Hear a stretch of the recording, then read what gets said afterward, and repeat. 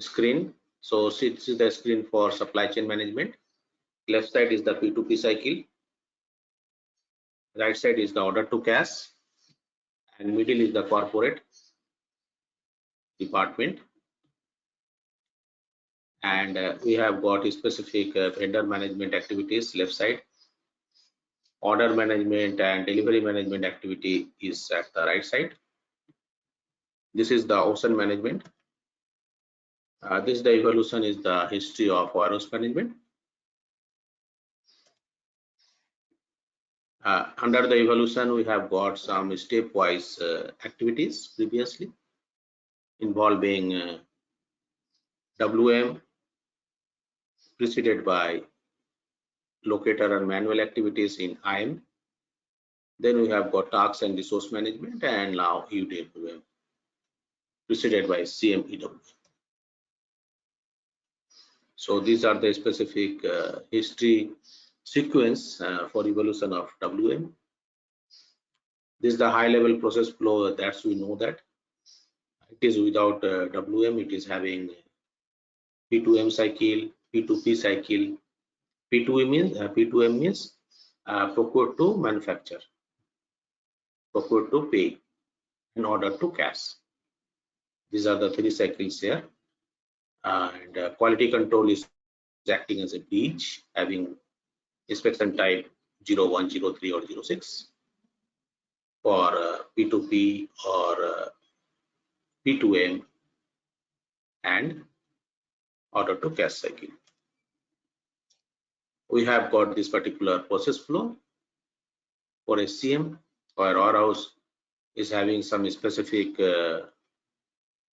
activities, especially for EWM, like slotting, kitting, flexible warehouse modeling, and so on.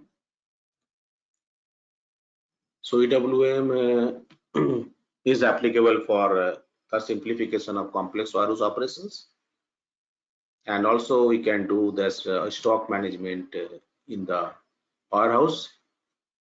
Basically, stock management involves the tracking and tracing of the products at the storage bin level.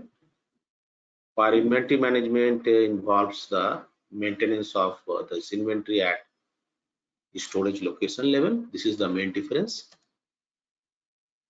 and this is the benefits of EWM. So these are the specific business processes we are using in EWM.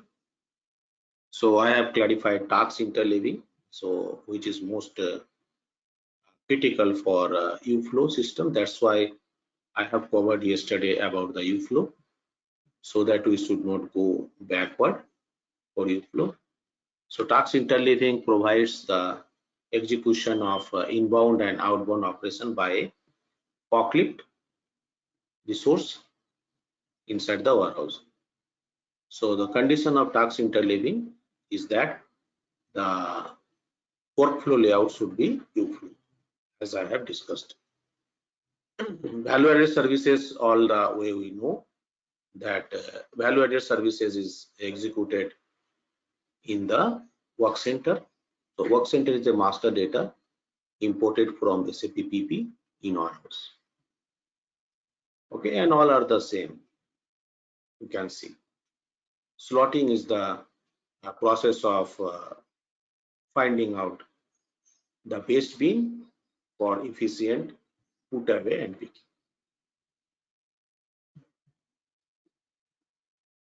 So I think if you have any question, so you can ask, or you are good to go. So this is the most important slide for our journey of EWM. So all the way we are using all the about 10 business process scenarios for embedded EWM. The objective is to simplify the complex warehouse operation, which is defined as the huge number of deliveries, and second, specific value-added services like special packaging, special level, inspection, counting, recounting,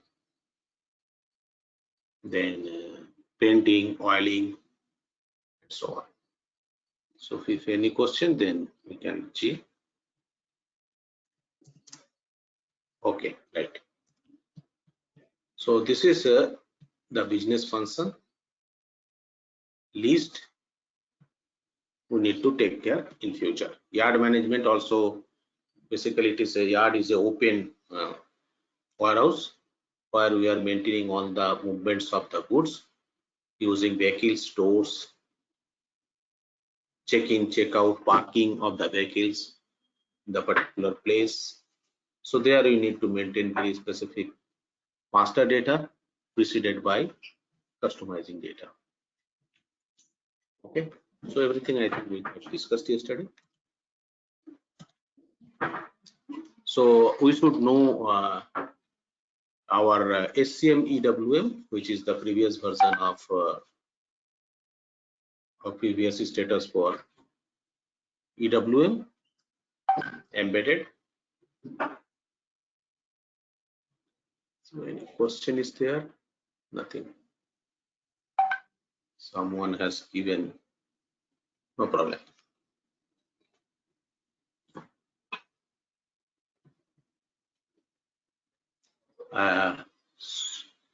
Now this is the data flow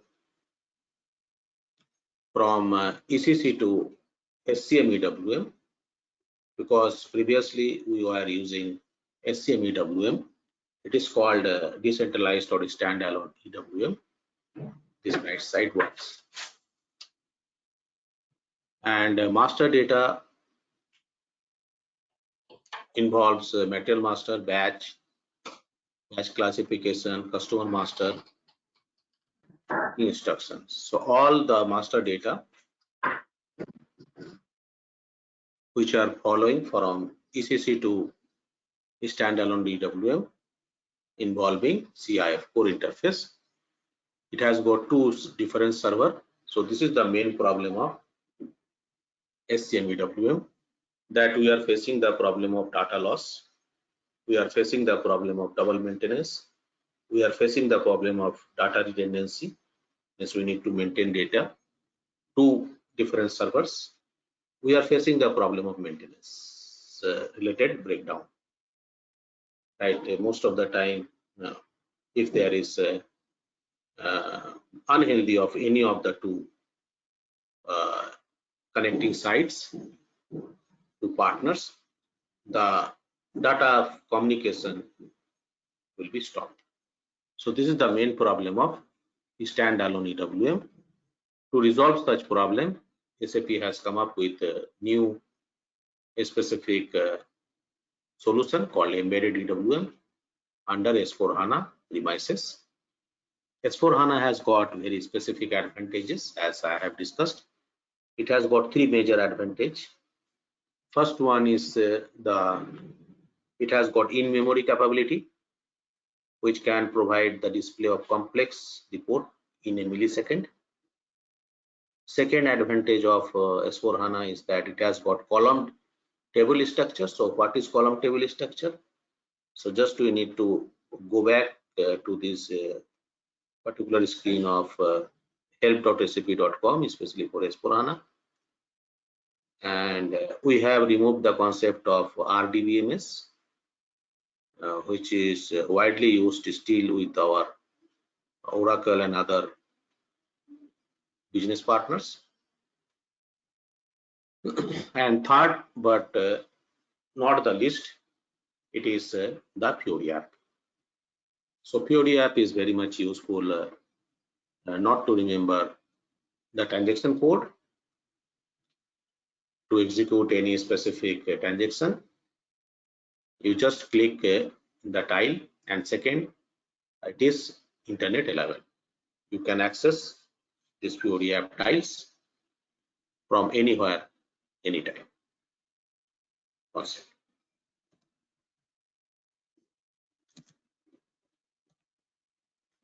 And this is especially if we are using decentralized EWM or S4 on S/4HANA. Then some people still they are using ECC and S4HANA as a migration activities. Still it is going on because it is very difficult to change over certainly within a month from ECC to S4HANA. So this is the particular scenario people are following for master data transfer, right? Using ALE and basically SIF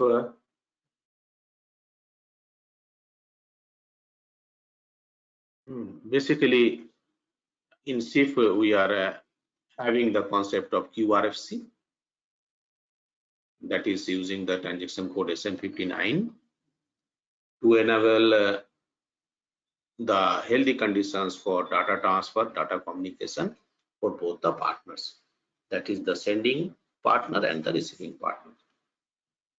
And here we can see IDOC. So the process should be ALE, IDOC, EDI. So this is the sequence for making the data communication from inbound to outbound, and the sequence of the process will be reverse, that is EDI, then IDOC, then ALE for outbound to inbound data flow. So inbound to outbound, the sequence should be ALE, IDOC, EDI. So EDI is the medium, electronic data interchange. ALE is the just initial setting for the logical systems or partner systems using some specific transaction code. SAP ALE means sale, okay, SALE. Then followed by all the other assignments of specific partner functions, or you can say logical systems, basically logical systems. And then IDOC stands for intermediary document to enable asynchronous use data transfer. Okay, but RFC, the problem of RFC, it provides synchronous data transfer. So we need to understand what is the difference of asynchronous and synchronous. Basically, asynchronous provides the condition of data transfer that both the logical systems should be healthy all the time. Okay, synchronous, which is in RFC. But asynchronous, it is not required that both the logical systems should be healthy all the time. So in IDOC, we have got specific attributes like message type and IDOC type. So we need to have some homework for this matter. I think people know what is the difference between IDOC and RFC. Although it is some technical, but we have faced a lot of challenges in both the integration in the interfaces object. So this is the data distribution model for transactional data like inbound, outbound, Samir, Mahendra here. Can you go back to the previous slide? 1 minute. What is the difference between EWM in SCM server and standard? EWM on SCM server. Let us see. Mahendra.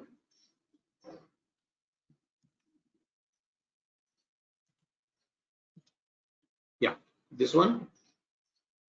No, previous to this, you showed one more, no? Okay. Okay. Okay. This one is standalone, right? Yeah. It was the past, basically. Still, some companies are using, because as we know that it is very difficult to make the changeover all the way within a month. So it will take. This means this EVM is not on the SCM server, right? Which one? Yeah, ECC. No, this EWM. Yeah. Is it on the? It's a standalone, and is it on the SCM server? Yeah. Okay. Basically, it has got different options. Okay. to integrate the data transfer, data communication system from ECC Yeah. 6.0 to SCM EWM. It has got two different servers.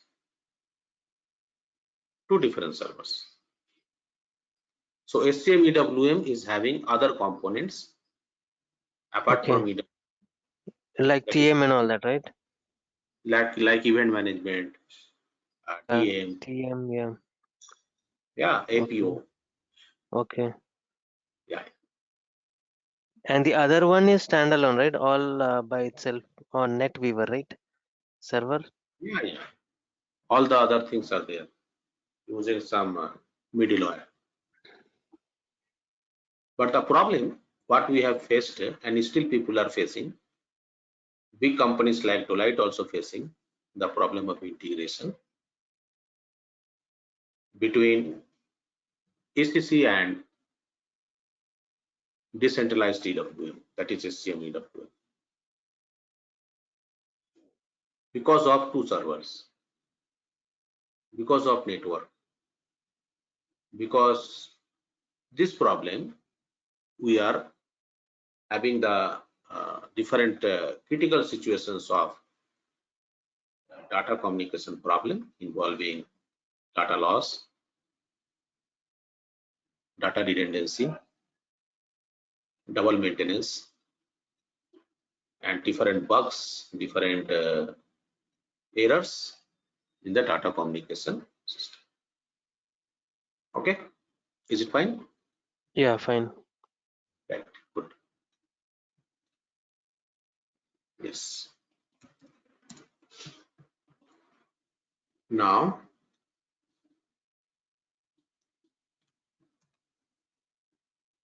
let us see. So it is a special case where we are using decentralized EWM on S/4HANA platform, and we are communicating data between ECC and S/4HANA EWM. So it's not embedded. This one, it's not No, no, embedded. embedded. Embedded EWM. Yes, yes, Okay. decentralized. Okay. So you Yes, have ERP and then yeah.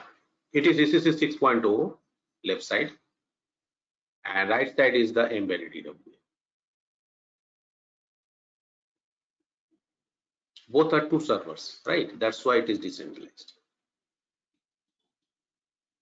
Initially, we are using, because big companies cannot make changeover within a month. Okay, it will take okay. about, Okay. yeah. It is for big companies like Walmart. It is not for Okay. a very middle size. So Okay. this, So on S4 HANA, they first go live on EWM and TM like that, right? And then yes. it's like that. Okay. So it will take time for steady state run in embedded EWM. So that's why we are doing the data communication from this to this. But master data communication in general, it is a one-time task. It is not a continuous task of 2 months or 4 months or 6 months. So, or maybe 7 months. So it is a one-time task to transfer the master data from ERP to embedded EWM on S/4HANA platform. And for this, we need to have some specific setting from ALE, IDOC, and RFC objective to enable the master data transfer from ERP to S/4HANA. Also, we have got some specific transaction codes that we shall discuss. How to transfer data in a bulk quantity using some Excel sheet in .csv format as well. Just upload it and do the data transfer of master data, business partner, batch classification data, or tracking data in a single step. Okay, So there is a particular template is already given by SAP to execute the uploading function for Excel sheet. Okay. So you can do, let us suppose that a company has got 20,000 materials has to be uploaded in a single go. So you can do the uploading function in S4HANA template, right? So this is the particular scenario for data transfer between ECC and decentralized SCM EWM, especially for transactional data. So there we are using distribution model, okay, like inbound, outbound, production order and material documents. We have got again decentralized data flow. In the data flow system, we have got basically P2P cycle at the top involving inbound delivery. Next is the order to cash cycle for outbound delivery. Next we have got production order for material production request. It is the case of SCM EWM, two different servers. We have got goods movements and update stock. So top four are the bidirectional in nature, right? So transactional data all the way they are bidirectional, because at the end of the day we need to do the posting back to ECC, right? Now last one is the unidirectional, because we need to update the PI data or scrapping data back to inventory management of ECC. So it is unidirectional in nature, right? And all the other four are the bidirectional because of the posting. Clear? I have already described, right? Okay. Because we need to do PGR, we need to do PGI after the completion of warehouse movements operations, basically goods movements. So this is the specific data transfer between S4H and EWM, embedded or SCM basically. So it is the SCM EWM basically. Okay, so just we can do, and here data transfer can be possible through baddies also. It is an enhancement, but very small, only messages or some specific value which is containing very small memory can do this data transfer using baddie. We have got RFC. RFC's restriction is generally 1 MB. More than 1 MB, it will be very difficult to transfer the data. But the problem in RFC is a synchronous data transfer. Both the logical system should be healthy all the way during the data communication process. But the beauty of IDOC is if any of the logical system is not healthy at any point of time, IDOC will complete the data transfer asynchronously. Okay, because it is having some structure called segments inside the IDOC type. So IDOC type basically IDOC structure preceded by message type. Okay. So warehouse layout. So this is the typical warehouse layout of a developed country like Switzerland. It is a chocolate factory there, and this is the bird's eye view of a specific warehouse located in this area. It is engineering language. It involves plan of the warehouse. So this is the particular U flow system here, right, to enable a task interleaving process. This is for inbound truck. This is for outbound truck, for local customers or domestic customers all the way. And this is for international customers, shipping and receiving, going to the top yards. Okay. So we have got different organization units, different value-added services to be planned in this manner to have an efficient material flow, resource management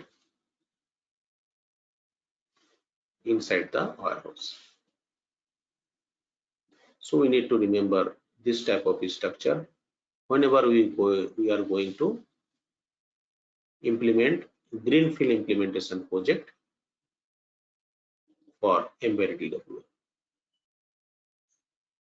For old warehouses, it is very difficult to change the layout, but we need to convince business to follow UFlow.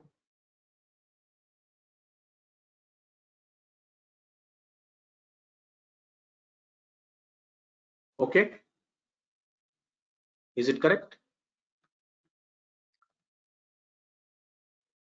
So that's why we have spent about 2 hours yesterday on UFlow. So UFlow is the most important layout for a typical warehouse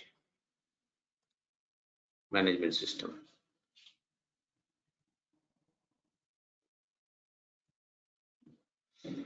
Let us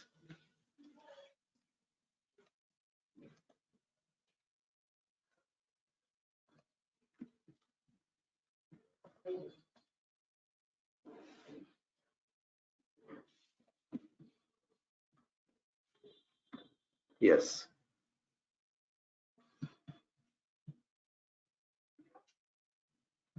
Now we should see the orange color. It is the IM section, plant storage location, S4H dummy warehouse. For EWM org structure, first we should follow the O type structure for plant storage location in S4H dummy warehouse. Then we shall go for blue color. It is called embedded EWM warehouse structure. So this type of structure is required to enable efficient data communication system between S4H and embedded EWM. So we know, so these are the specific structure we should follow, especially at the top. Before going to EWM, before going to EWM structures definition, we must have this type of O4 orange structure at IM section. Okay, otherwise data communication will always having a problem till now. So we need to convince our customer to have this type of structure all the way. And also there is a particular business partner called party entitled to dispose in EWM, and this business partner is a logical, basically they are the legal partner of a warehouse who is responsible to dispose the products from the warehouse, right?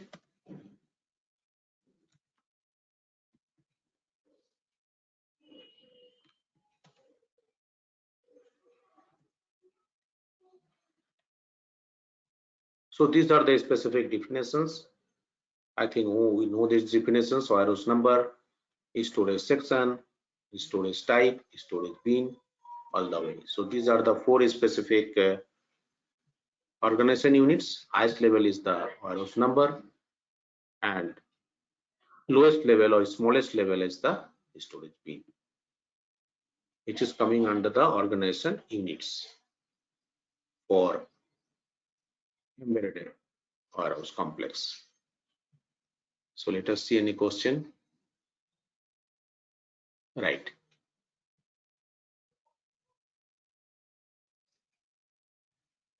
Okay.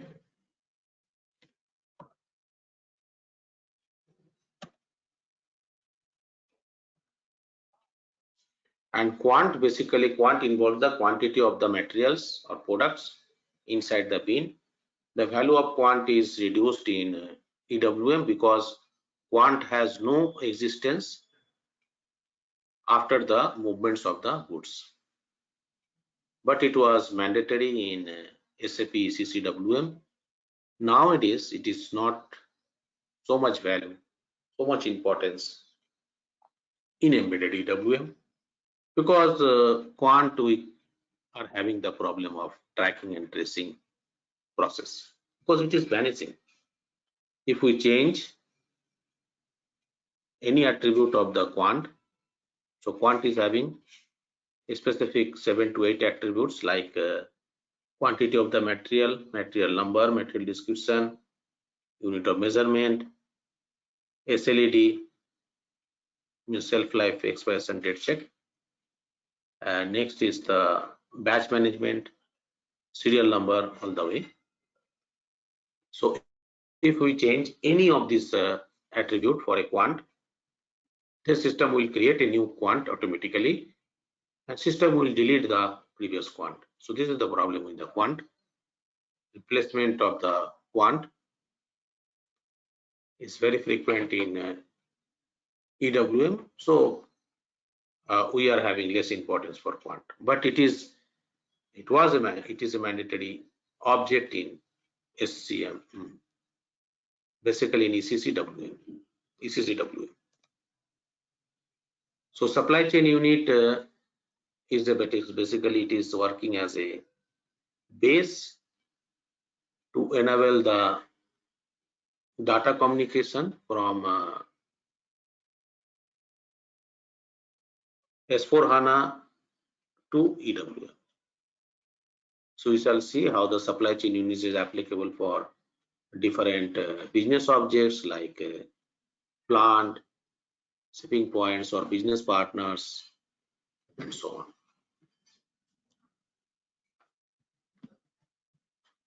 So we can open this particular remote computer, GUI for S4HANA 1809. So here I can access.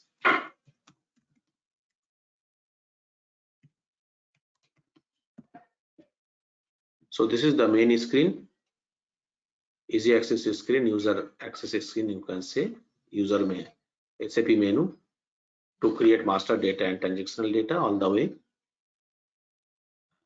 for SAP. So here we can see master data called supply chain unit. Go to logistics, having this SCM, EWM.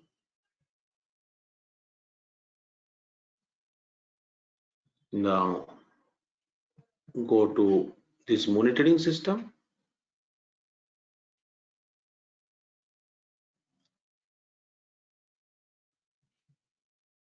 Delivery processing. Okay. Now also we have got outbound delivery at the transactional level. So these are the specific transaction code in EWM, and all the transaction code is preceded by /SCWM. So this is the standard practice we need to follow in embedded EWM as well. So I have already encouraged to see the specific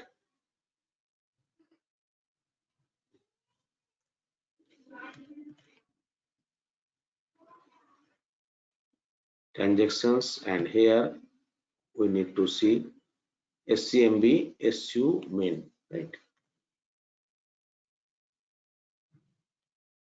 /n/scmb /scu scmb/scu main. So see, this is the organization unit. So this is applicable for this specific plant relevant.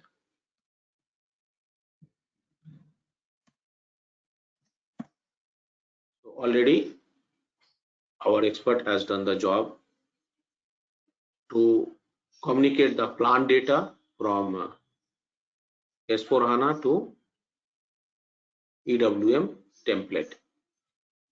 Now we should go for display. Here we have got general information involving the geographical data for our plant. Okay, we have got address. I have made blank because all the fields are not mandatory except country key. In actual practice, you need to enter all the values, right, about the address, but here country key is the mandatory key, mandatory field. And here we have got alternate, means where some offices address or shipping office address we can define here as a business attribute for this plant org unit. Okay, there are three tabs: general, address, and alternative. Let us see any question is there. So we are good to go ahead. Samir, Yeah. Can we just show me the presentation that you had on the warehouse structure, where you showed the plant, storage location, the IM orange part, and the WM part? Yeah. So here, what exactly defines the supply chain unit?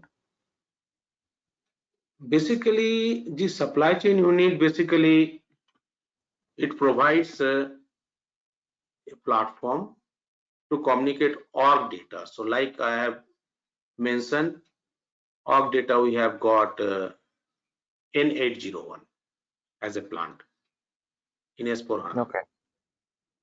So it will be inserted inside the EWM template. Because so are our we assigning template the supply chain unit to the plant in IM, or how is it? Because I'm not able to understand the supply chain unit concept here. basically supply chain unit, we can say it is a link, it is a bridge which provides the data communication system from plant to our EWM premises.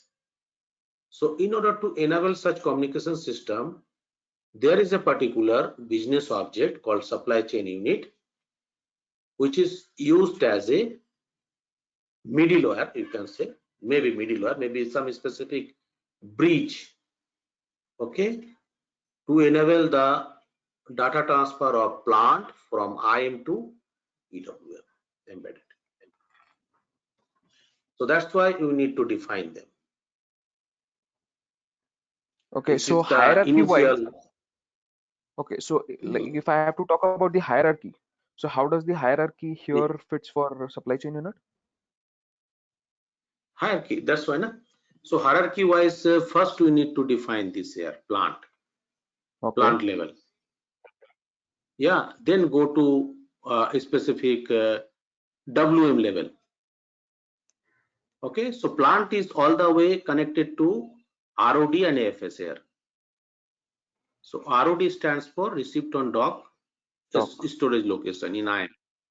Yes. And AFS stands for available for sale. Yeah. Right? Correct. So this structure should be there in IM to have a seamless data communication and understandable data communication for WM inbound and WM outbound submodules. Right? So this structure should be there, and SCM main involves this as a bridge to provide the seamless data communication between orange block and blue block. It is required. Okay. It is required to define there.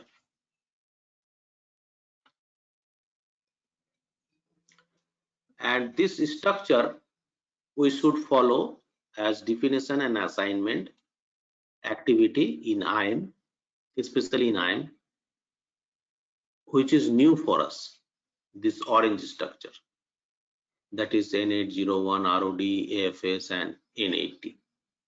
We need to have a dummy warehouse in S4HANA template. Okay. N80.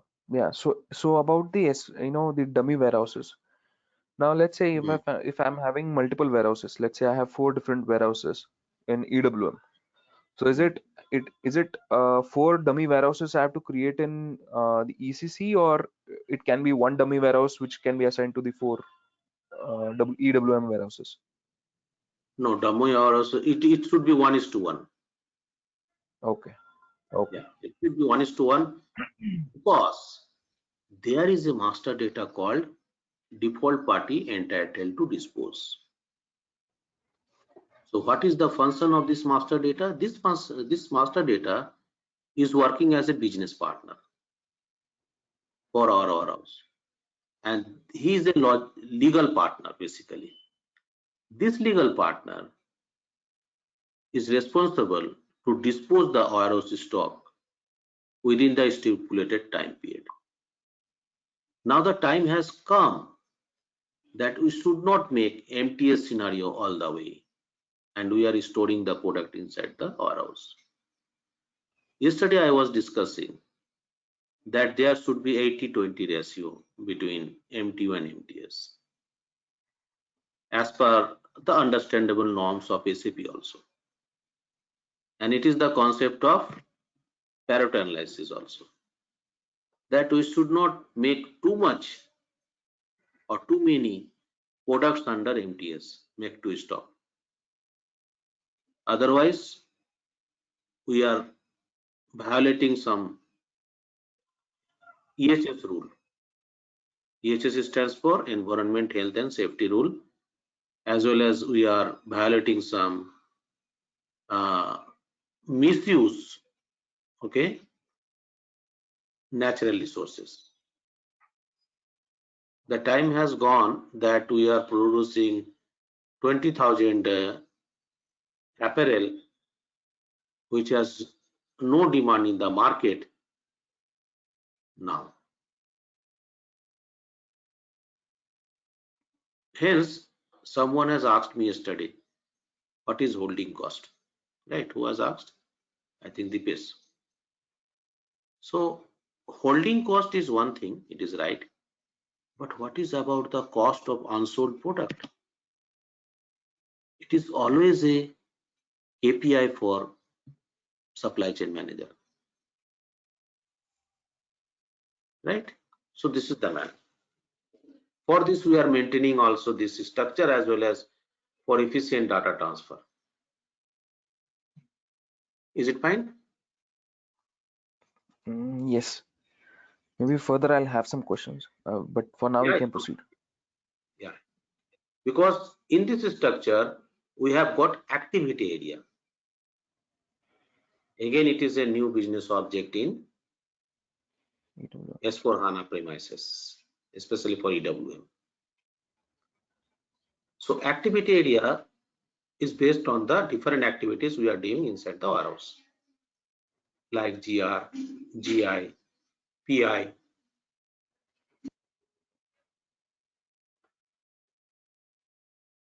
Followed by replenishment, posting changes. So based on these activities, this activity area is combining the different beans of different storage type, right? So 2 beans from different storage type may be combined together to make an activity area. Is it good? Yes. So this is the concept of activity area. We are not using activity area in WM if people are using, but not so efficiently at all, right? Samir, Okay. what is the use of this activity area? 1 minute.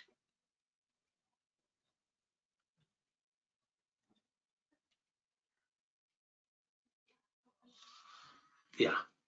See, the activity area is a particular area inside the warehouse which is used to provide a particular area for our warehouse staff, especially for the persons who are using handheld device, mobile devices, based on their activities. So what are the activities they are doing? This warehouse staff, they are doing GR activities like unloading, deconsolidation, final put away. Okay, they are also doing GI activities like pick, pack, load, ship. They are doing physical inventory like cycle count, recount, delete count, ad hoc physical inventory, and so on.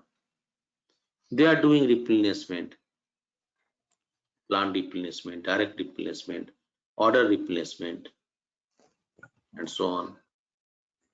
So this type of activities are categorized based on the activity areas to figure out the different tasks to be completed by this warehouse system all the way. Basically, they are the direct levers.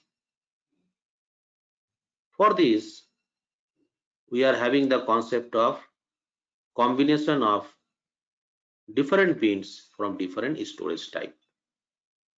Like bin left side is for storage type 0010, which is combined with that of at right side 0040. Is it visible and clear? Yes. Fine. Right. Good.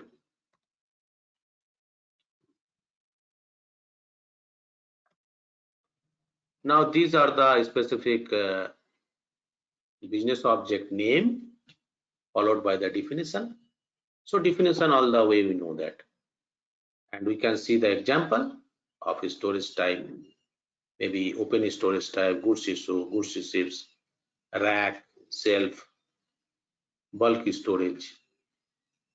Storage section is not a mandatory parameter here, but to simplify the warehouse operation, we can use this storage section in EWM, having the example fast moving, medium moving, and slow moving based on the goods movements frequency.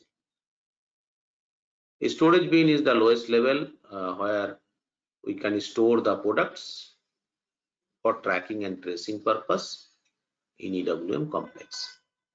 Followed by quant. Quant is not so much importance because of its existence, but quant means quantity of the goods inside the bin, and it has got other parameters like SLED batch, management details, material name, unit of measurement, material number, maybe description as well for quant. Okay, so these are the 5 specific org structure component, but we focus on 4 only, top 4 all the way. Okay, SCM main we have covered.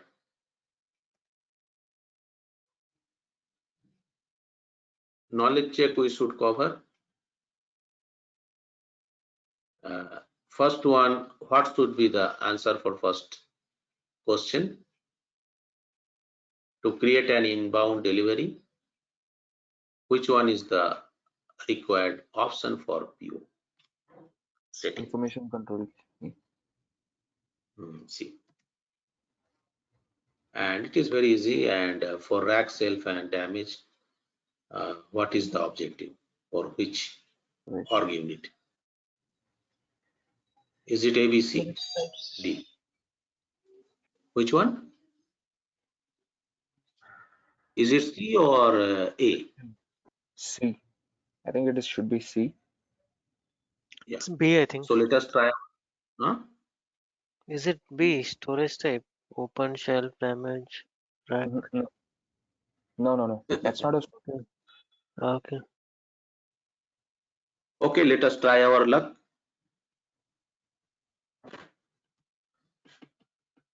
D. Okay. What is this for? Third question. For picking, what should be the Activity area. all the way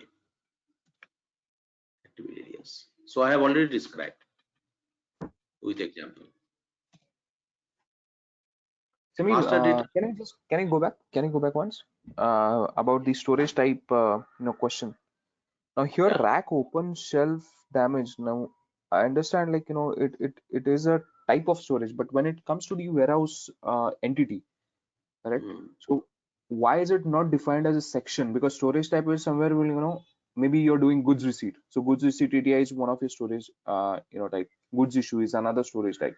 So from there, won't you pick the materials and that be called as storage type? For this, we need to go back to 20 slide. I think storage section is a group of bins, right? That's what was there in the slide. No, I'm not talking. That's Yeah, all. this what section is fine. It's only a group of bins, that's all. Basically, storage section, it is a subdivision of storage type. It is not mandatory in EWM, but we are using it to simplify our operation, to simplify the segmentation of the stock available in a storage type. So how to do the segmentation? Please, please take care my words. It is used to do the segmentation of storage type. Okay. How to do the segmentation?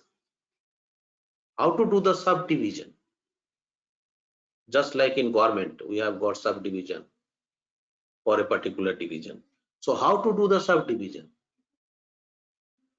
By using the concept of goods movements frequency.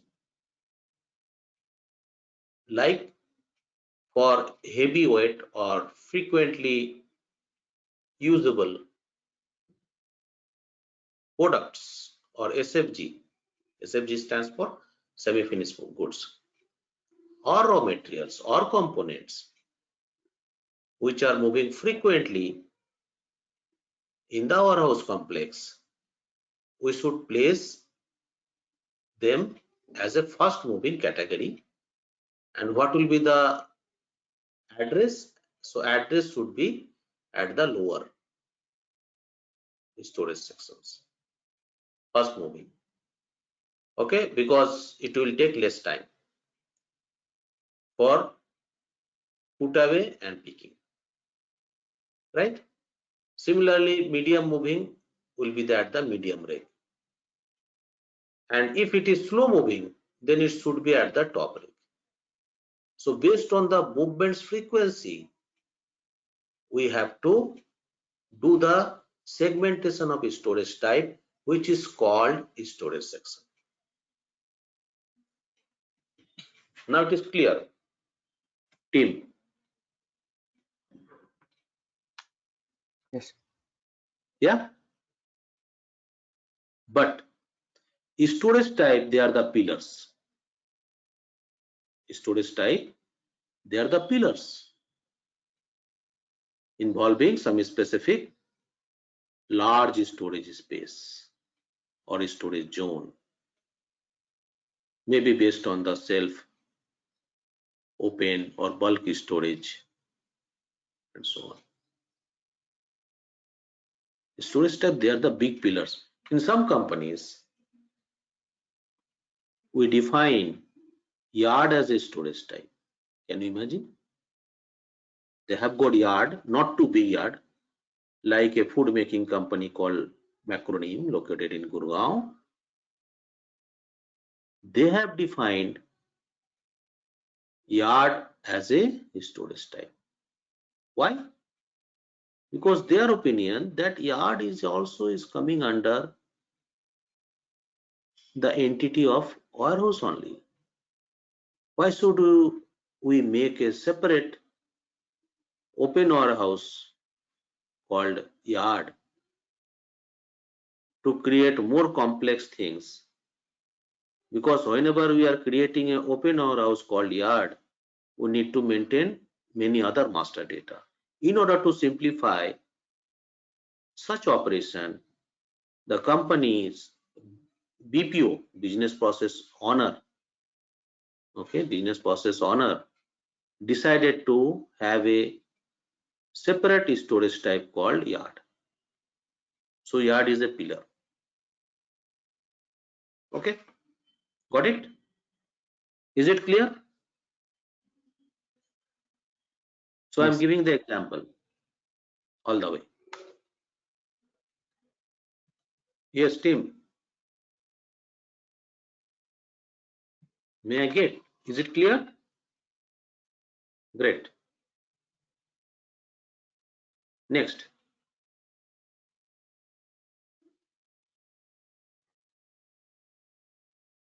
Knowledge check is over product master. So product master is having two attributes. First is we need to use this particular transaction code, MAT1. Product master is having some specific views under the specific template in EWM. So we need to maintain, or you need to create the product master start from S4HANA premises MM01. Then again we need to create to maintain the same product master in EWM premises, because SAP suggests to use only the required materials, only the most important material inside the warehouse. We should not make warehouse a dustbin.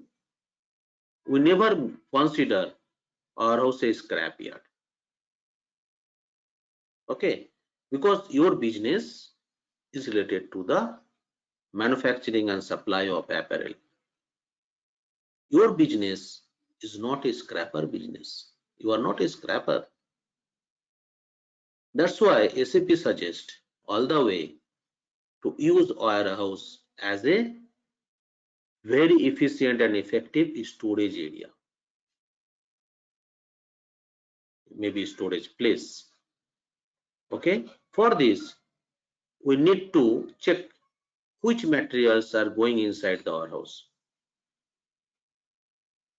We should not store unwanted or non-favorable material stored in the warehouse. Otherwise, it will be a legal problem for party entitled to dispose. And sometimes we are making party entitled to dispose is equal to the owner of the warehouse also. If a small warehouse, so we have in Mumbai, so there we maintain party entitled to dispose with his respect to other master data, owner of the warehouse. He is known as custodian of the warehouse. So these are the two master data available for EWM embedded premises. Any question? I know you people have question, but let us see. Go ahead. Okay. For this, let us realize how the master data should be created for material attribute inside the warehouse. So transaction code is very easy, MAT1 preceded by SCWM.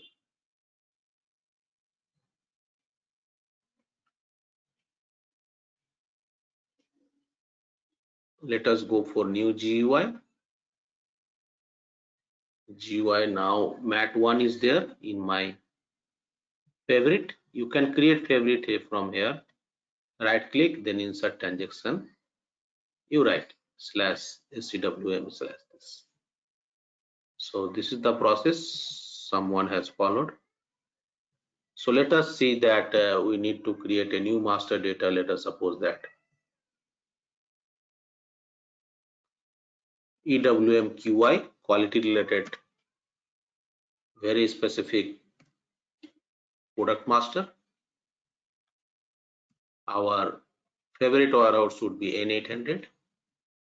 Party entitled to dispose, which is the mandatory field here. But let us see whether this product is available here or not.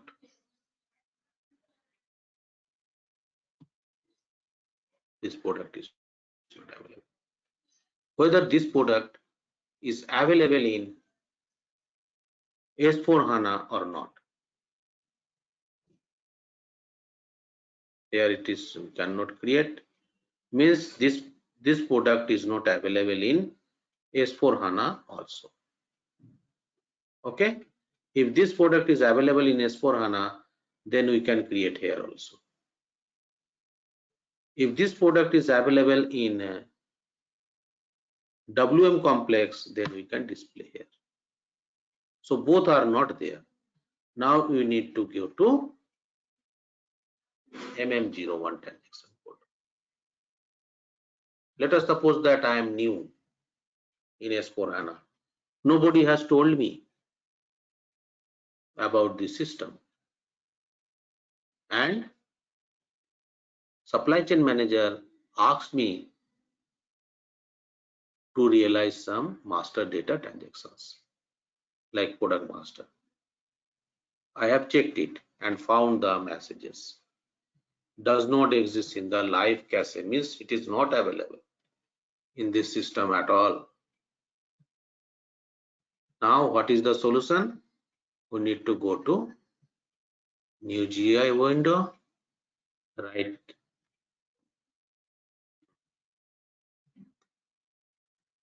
MM01,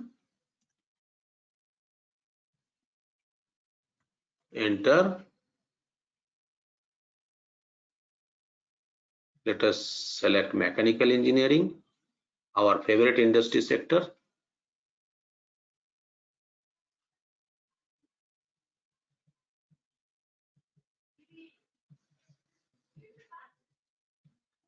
Let us select this finished goods, BM.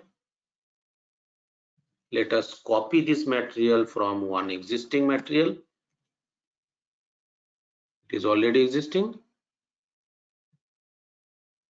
Okay.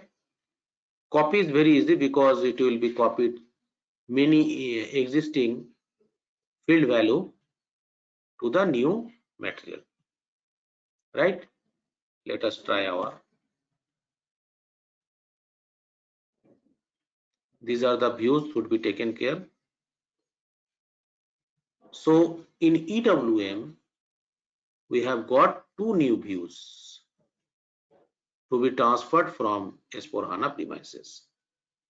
So here in material master, we have got view for WM execution and WM packaging, which are new for S4HANA. They are not there previously. And still they are not in ECC. So these two views we have to select if we want to maintain EWM specific data. Segment valuation, it is also a new thing. What is this? We shall realize. So default setting, or level. This is the specific hierarchy we need to enter and maintain, right? It is applicable for ROD only, that is for GR entry. For GI, we need to maintain, or we need to extend this material to AFS all the way.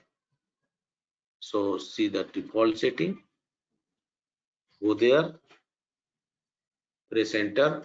As usual, need to maintain the tax 0 for simplicity. See, there is a new concept appeared in S4HANA 1809 that we have got two indicators under batch management, right? One is the batch management, other is the batch management plant. What is the meaning? One is the batch management, what is the second is the batch management plant. What is the objective of BM? In BM means batch management, we have got two indicators in place of one. All the way we have seen only one indicator in our last 20 years journey in ECC, but SAP S4HANA suddenly made it two. Why? Dipesh, any clue? So I think the second one is for the batch manager of a particular plant. And first one? First one, I guess it's for a company code. Not Warehouse? sure. Mahendra? Just a guess. Batch management at warehouse level. Okay, any other idea? Any other fellow, please? Any other partner member?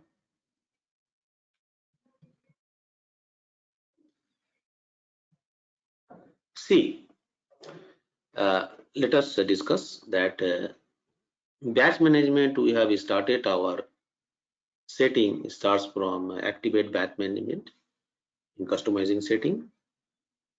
Then you need to take care about this batch management defined at 3 levels, maybe either of 3 levels. We can define batch management at client, material, and plant level. Now, SAP is getting continuous feedback from all the Fortune 500 companies who are using SAP all the way. They are using S4HANA also.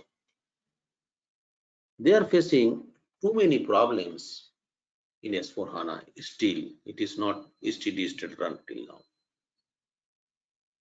In this journey, SAP has got the feedback from customer that they are facing lot of problem to maintain the batch management in the existing ECC as well as S4HANA template.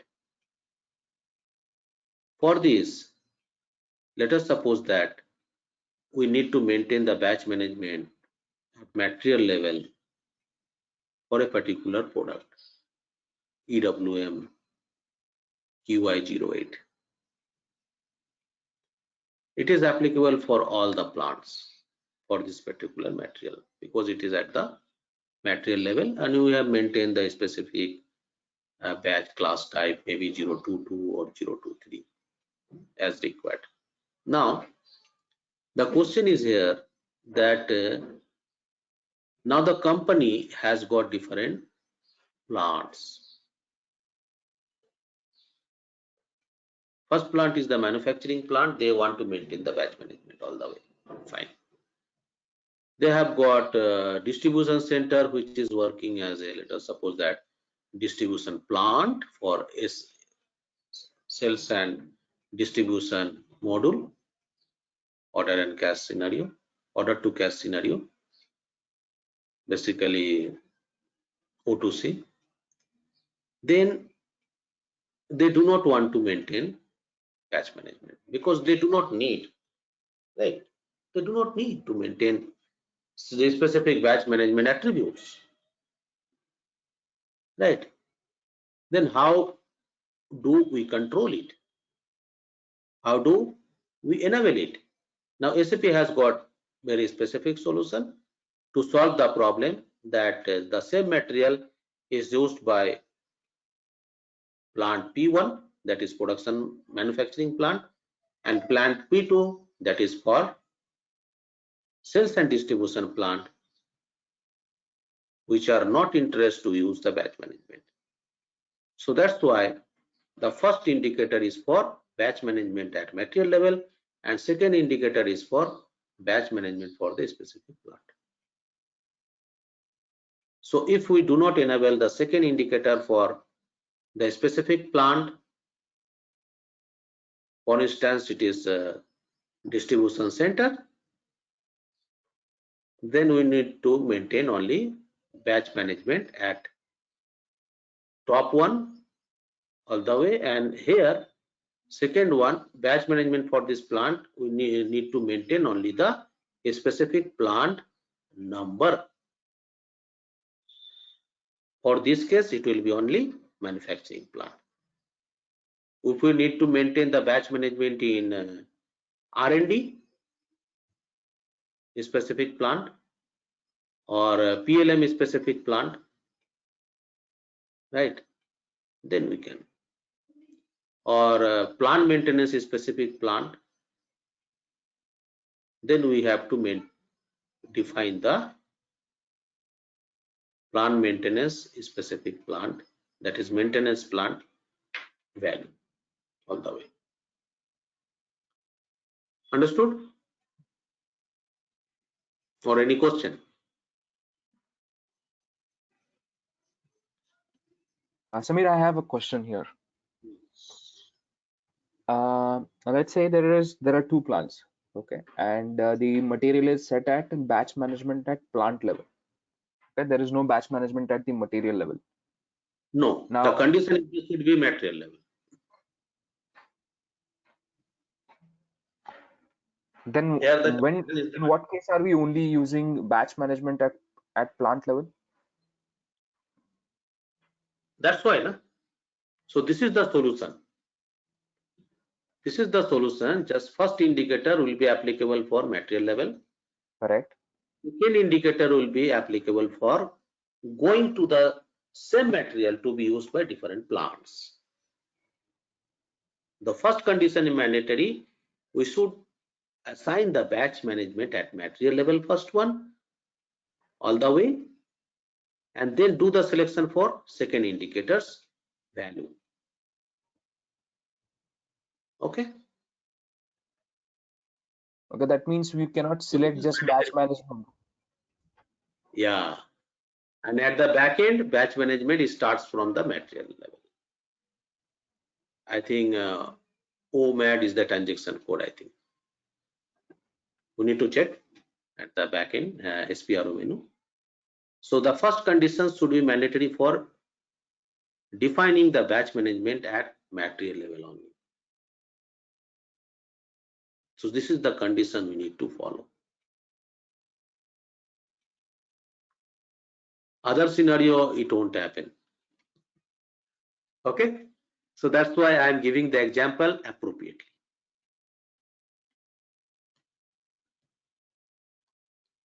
Okay, sir. I have document I can share with you if you want. Yeah, please. Yeah. Document. But this is the clarification on the basis of batch management. What are the new things? This is an interview question also nowadays for 1809. It is an interview question. What is the difference between the indicators for batch management in material master? So this is the main difference. How can you control? How can you enable such solution? There is a solution, right? But how to enable? It is the job of solution architect. So solution architect has provided this solution from SAP, right? Any question, Dipesh and Mahendra, understood? Samir, I have one question. So Yes, why sir. is this disabled for this plant? That we can see that it's disabled. Because Fortune 500 companies like Walmart was facing such problem. Let us suppose that Walmart is having some specific R&D sector or product lifecycle management department, which is working as a plant, and they are using batch management. But their sales and distribution center, which is also working as a plant, right? We are also defining sales and distribution center as a plant, right? Sales plant. Then it does not require any batch management. Yeah, but why it's Yes. disabled here in this screen? Because to enable the usability of same material Okay, in unit different configuration. plants all the way. It is a combination and permutation. First, we need to check this batch management indicator. Then it will be applicable to a specific material level. Then also at this indicator, this is applicable to plant level. For this activity, we need to define the plant for this batch management. Okay, for which plant this material is applicable. That is, it is the AND gate. You know the AND gate logic? No. If both should be high, then it will be high. If any one will be low, it will be low. Yeah, but why it's disabled now? The checkbox. Because the plant is Disabled already because there. we have not N801 is the plant. configured. Yes. N801 is the plant, and for this plant we will take this batch management for this plant, right? So shouldn't this be enabled? Yeah, we have to enable in the back end. We have to enable it in the back end. Back end means SPRO menu, IMG menu, not here. We have got document. Yeah, we have got document, we shall share. A specific document is there, but this is a good interview question. What is the difference? And this is the example I have given. Manufacturing plant and sales and distribution plant. Okay.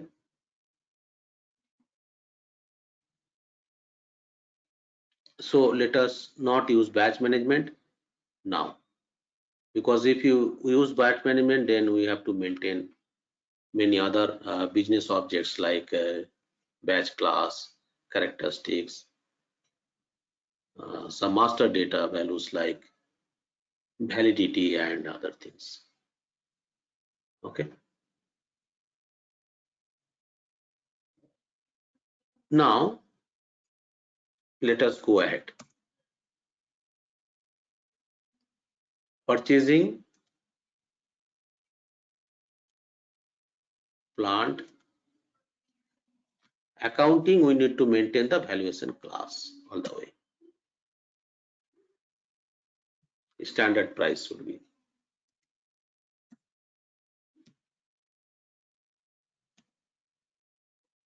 These are the specific views applicable for EWM template, right?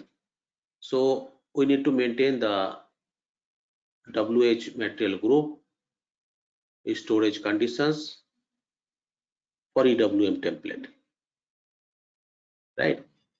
We need to enable this indicator for a specific purpose, fill variable.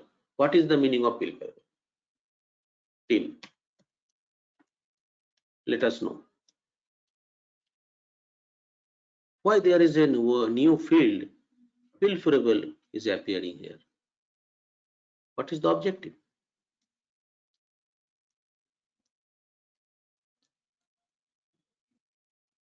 Any clue? What is the meaning of field variable? See, it is there, na, field variable. What is the objective? Dipesh, let us know.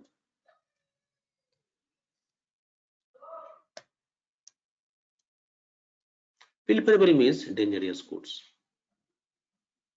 which is prone to burn, prone to explosion, which can create explosion. So the field variable is new word which is used in S/4HANA template, and this value, this particular indicator with field is required to be transferred to the specific view in EWM template for the product master.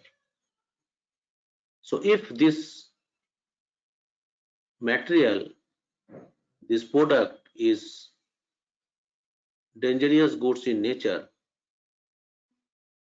if it is explosion prone, then we need to enable this indicator. So let us enable it. Okay. Then our storage data will be, our storage activity for this product inside the warehouse will be changed because it is a dangerous goods, right? So it is one of the important parameter we are taking care here. Now go to WM packaging. Here, if you maintain some specific details about the HU, handling units, which involves products and packaging, then you need to maintain some packaging length, width and height. If you want to maintain some cartoonization concept in EWM, then you need to maintain this type of values here. It is useful for cartoonization,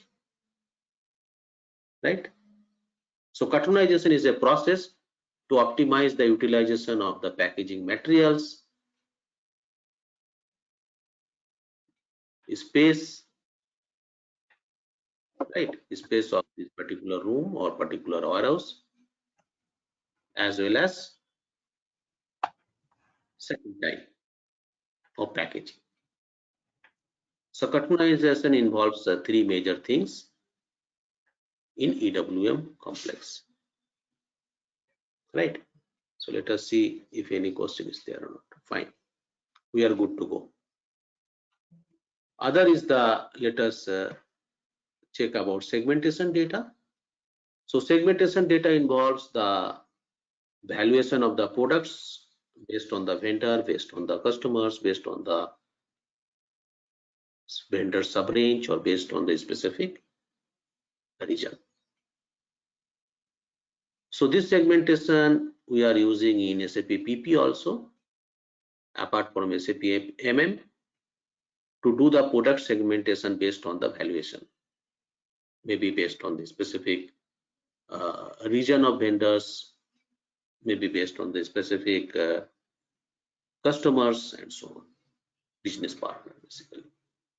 Now the concept of vendors, customers and employee master is convergence as business partner in S/4HANA. And this activity we need to have the specific practice called CVI, customer vendor integration. SAP realized that a vendor can be a customer for a company, like in STO setting we are doing, right? In a stock transport order we are doing assignment of vendor for the supplying plant, and vice versa customer for recipient plant. Similarly, an employee can be a vendor, can be a customer of a company like Amazon, Flipkart, Tesco, Cintas, LG, Samsung, and so on. Okay. So in order to resolve some conflict situations of vendor, customer, and employee, SAP has given a single solution called business partner. The transaction code is BP. Okay. So this is the solution SAP has given. So let us use it and save it.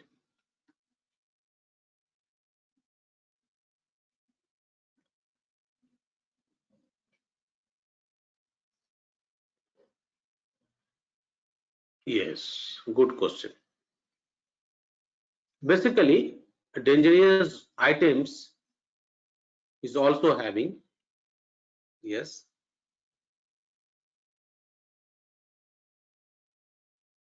let us go EWM premises, we shall realize. Yes, Ankur, good question. Thank you. Let us go EWM premises.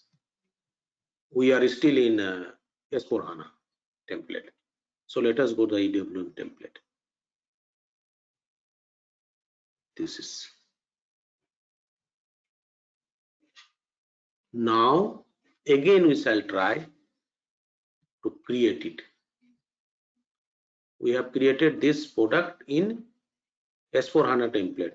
Now we need to create this product in EWM template. Enter this, create. Right? Your question is valid. There is answer. Yes. Now we have got dangerous goods basic data view. See, the dangerous goods is basic data view. We have got, let us suppose that 100 field values in S4HANA. SAP suggests to transfer the wanted field values, most wanted field values to EWM template. Why? Because what are the data value we require for EWM operation, we should transfer here internally. We should not use unwanted data. So the dangerous goods, this activity is not transferring the specific storage indicator there. So we shall see there. So first is the property. This is a new template in S4HANA, specific EWM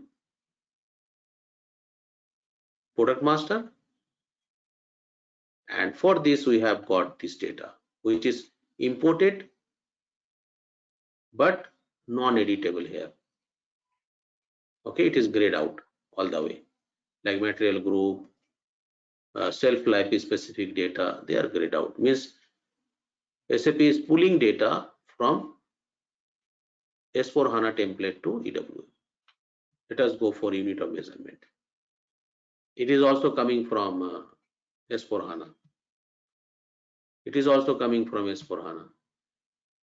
Next is also packaging data. It is coming from packaging, a specific view of S4HANA.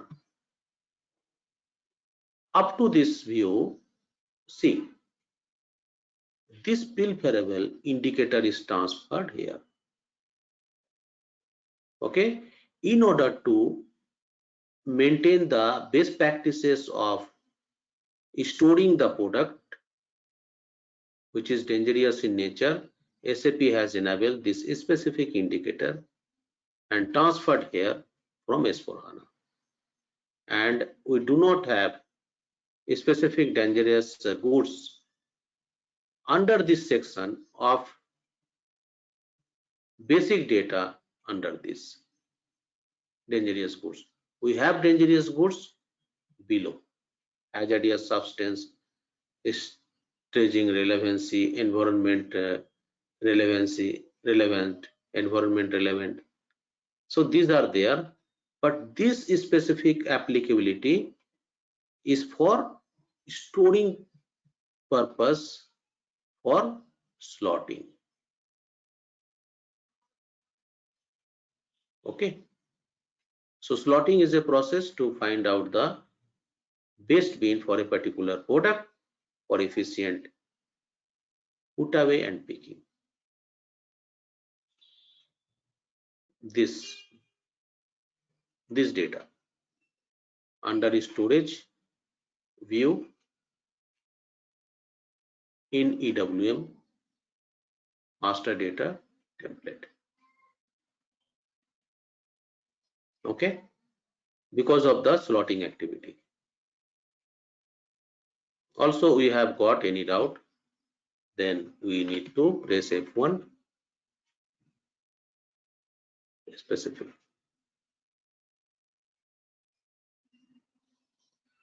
Some special attention to be given because it is accident prone product.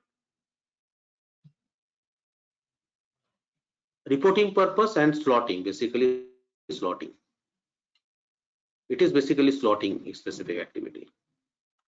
Slotting. Slotting is a basically practice. It is a practice to find out the best bin of a product in terms of efficient put away and picking. It is basically, it is related to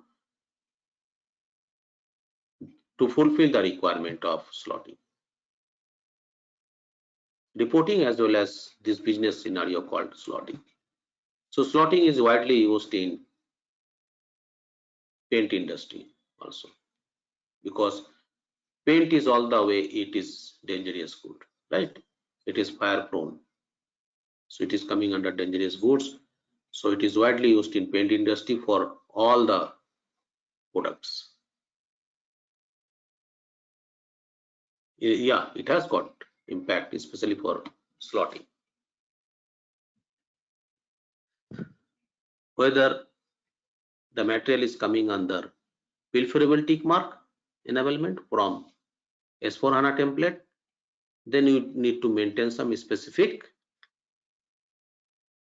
best practice for this storing activity. It is related to the storage data for slotting. Slotting has got 4 data, as we know that. First one is the general data, second one is the product data, third one is the forecasting data, and fourth one is the storage data. General data, product data, forecasting data. Why forecasting? Because we cannot put such dangerous goods for a long time inside the warehouse. So forecasting data is always important for slotting. And last but not the least is the storage data for safety. People is telling in warehouse that safety first, quality must. There is a slogan in a big warehouse located in a developed country that safety first in the warehouse, but quality must. So how to maintain? Yes, most of the warehouses. Yes, especially for dangerous goods, we are applicable. And most of the warehouses, they are using slotting all the ways. For slotting, we need to do bin sorting. For slotting, we need to do prerequisite is bin sorting. Why? Otherwise, we cannot find out the best bin. For simplification, we need to do bin sorting.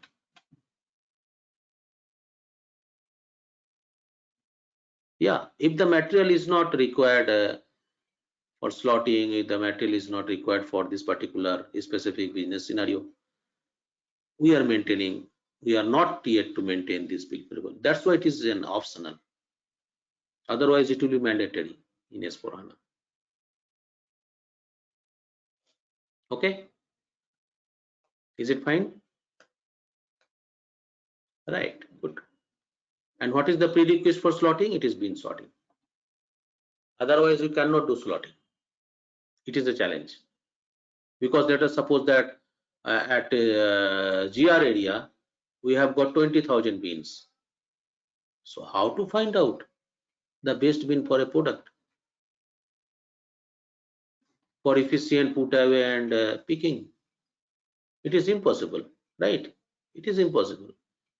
So we have some prerequisites like bin sorting before going to slotting process.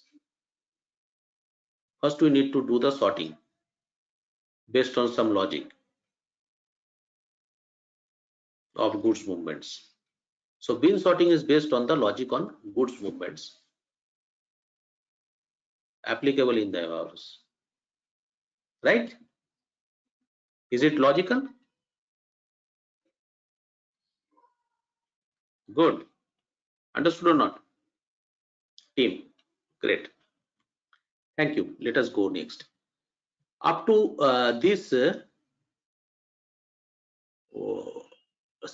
first six views are not editable, are not having to enter any data, are not entitled to maintain any data by the warehouse staff for this product master in EWM template.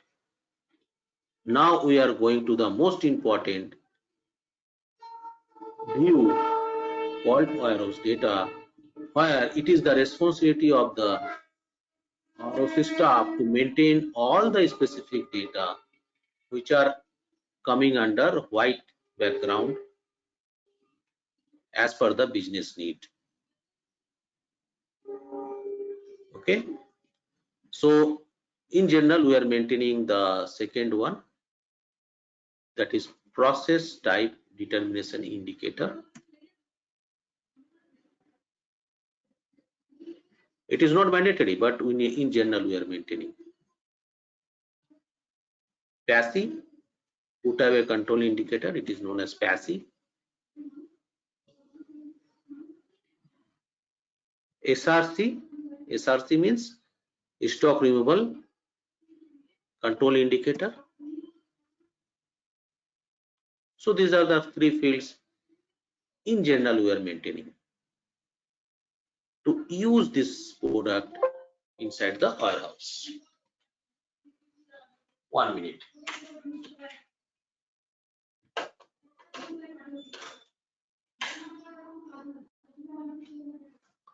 Okay,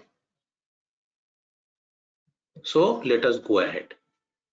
Can you repeat that?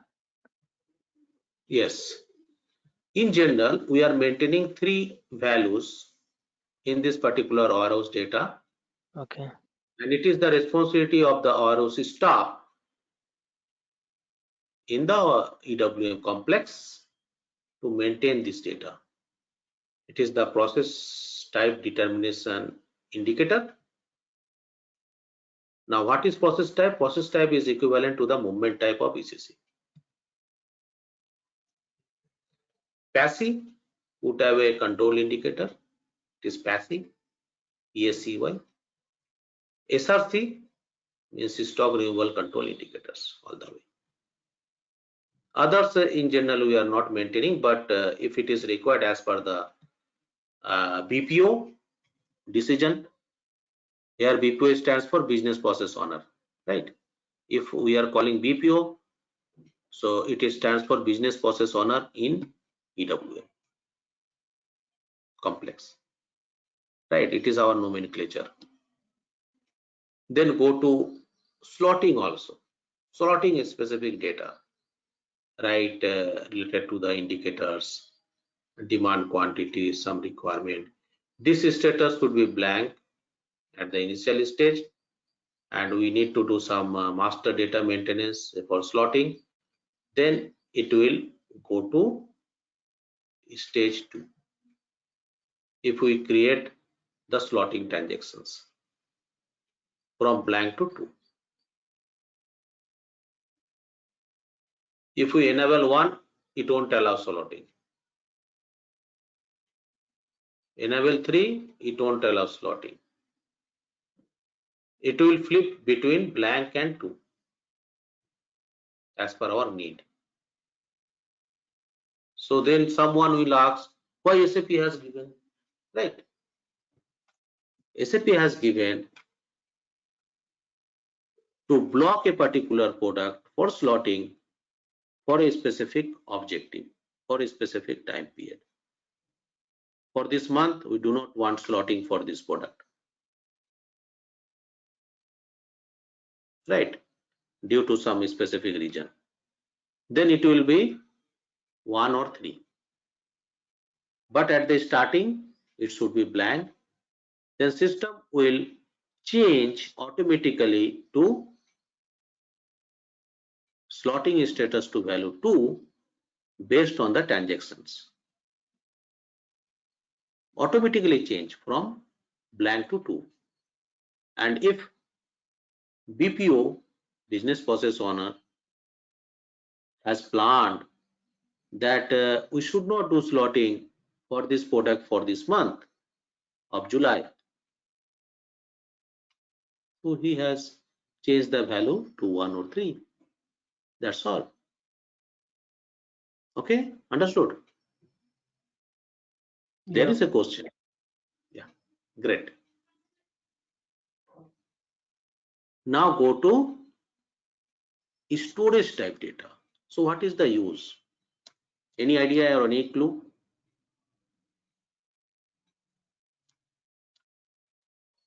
from the team? What is the use of this storage type data here? Why people want?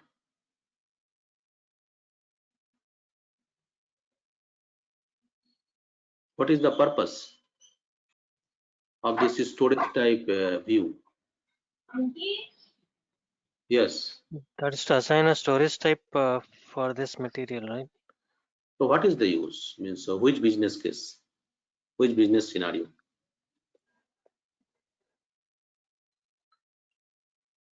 Why we need this storage type? And SAP has provided a separate view here. What is the reason? I don't know. Why SAP is wasting our time? One European has told me. Why SAP is wasting our time? What is this? No, otherwise there won't be any control, right?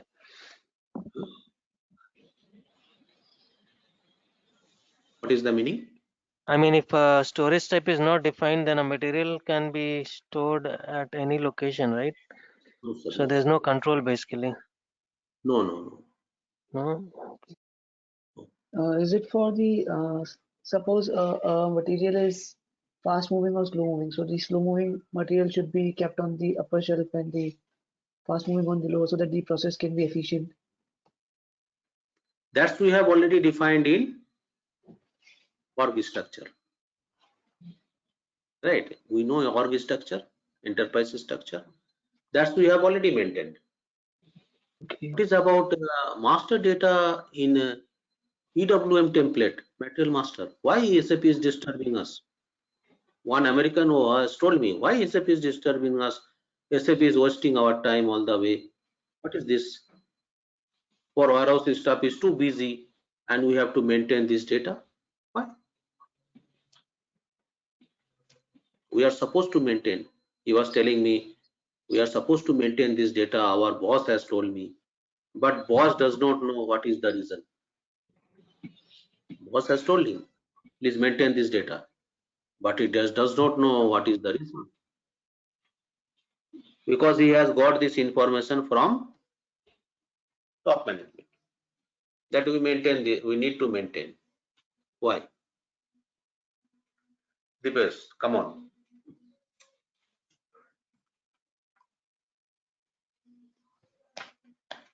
Boss is telling, yes, we need to maintain, but he does not know the reason, because he has got instruction.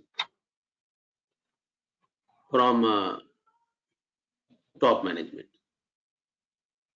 No, you need to maintain all the way. What is the reason? We do not know. Then who knows? A consultant must know, right? The reason is very simple. See the data field. This data field, this particular field, we are maintaining in general in replacement procedure, replacement process. To enable the replacement process, we need to maintain this data and we need to define the specific storage type for replacement process. Do the adopt and set the other parameters consequently.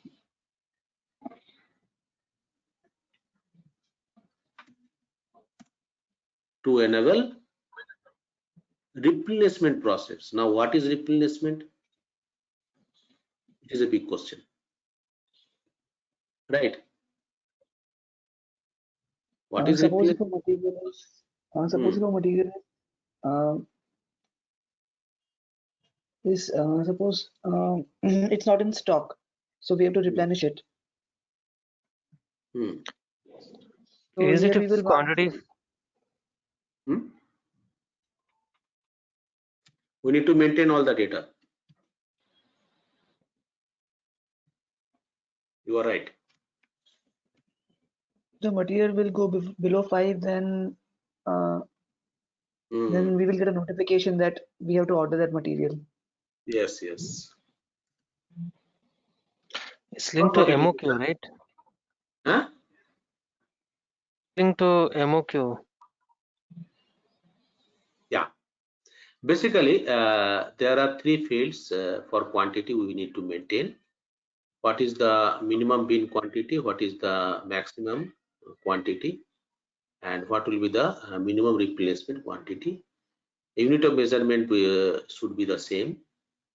And these are the three field value we need to maintain to enable the replacement process. So there are different types of replacement processes applicable in embedded warehouse complex, like plant replacement, order replacement, and so on. And for this, we need to define these particular parameters here. See, a minimum quantity should be 10. If it will go below 10, means 9, our replacement process will start. The minimum replacement quantity 5, frequency multiple of 5, 5, 5, 5, 5. For every WT is RO stocks, we must have minimum replacement quantity 5 multiple, right? 5, 5, 5, 5. 5 table of 5. Second is the what is the maximum quantity for this bean. So let us define the maximum quantity of the bean 100 for simplification. Otherwise, this process can't enable. We must have some range, minimum to maximum, and then what will be the minimum replacement quantity, right? So based on this, replacement operation will trigger automatically, maybe related to plant replacement procedure or order replacement procedure and so on. So replacement is this in our syllabus, we shall discuss later in detail. So here for master data maintenance, I am describing in a nutshell to save the time. Okay, team, because we have to take care about the time also. So this is the procedure replacement. Why replacement? Replacement is used to speed up the outbound delivery procedure based on the changing scenario for the customer requirement. Let us suppose that customer requirement has given 2 months back to deliver product P1 in quantity 100 as a lot in a pallet. Suddenly, customers' requirement change based on the demand management or based on the some telephone calls sometime due to urgent requirement. or based on some emails or based on some specific media through EDI. Now we have to enable it. How to enable? Always be prepared for replacement procedure to cope up such changing scenario for customers, to have a specific intermediate storage area inside the warehouse, which is known as replacement storage type, and do this particular being assigned to this particular storage type. Okay, and then do the execution of the replacement based on the plant or based on the order specific requirement as per the changing scenario of the customer's needs. Now the requirement is changed into needs. So yesterday I was telling there is a difference between need and requirement.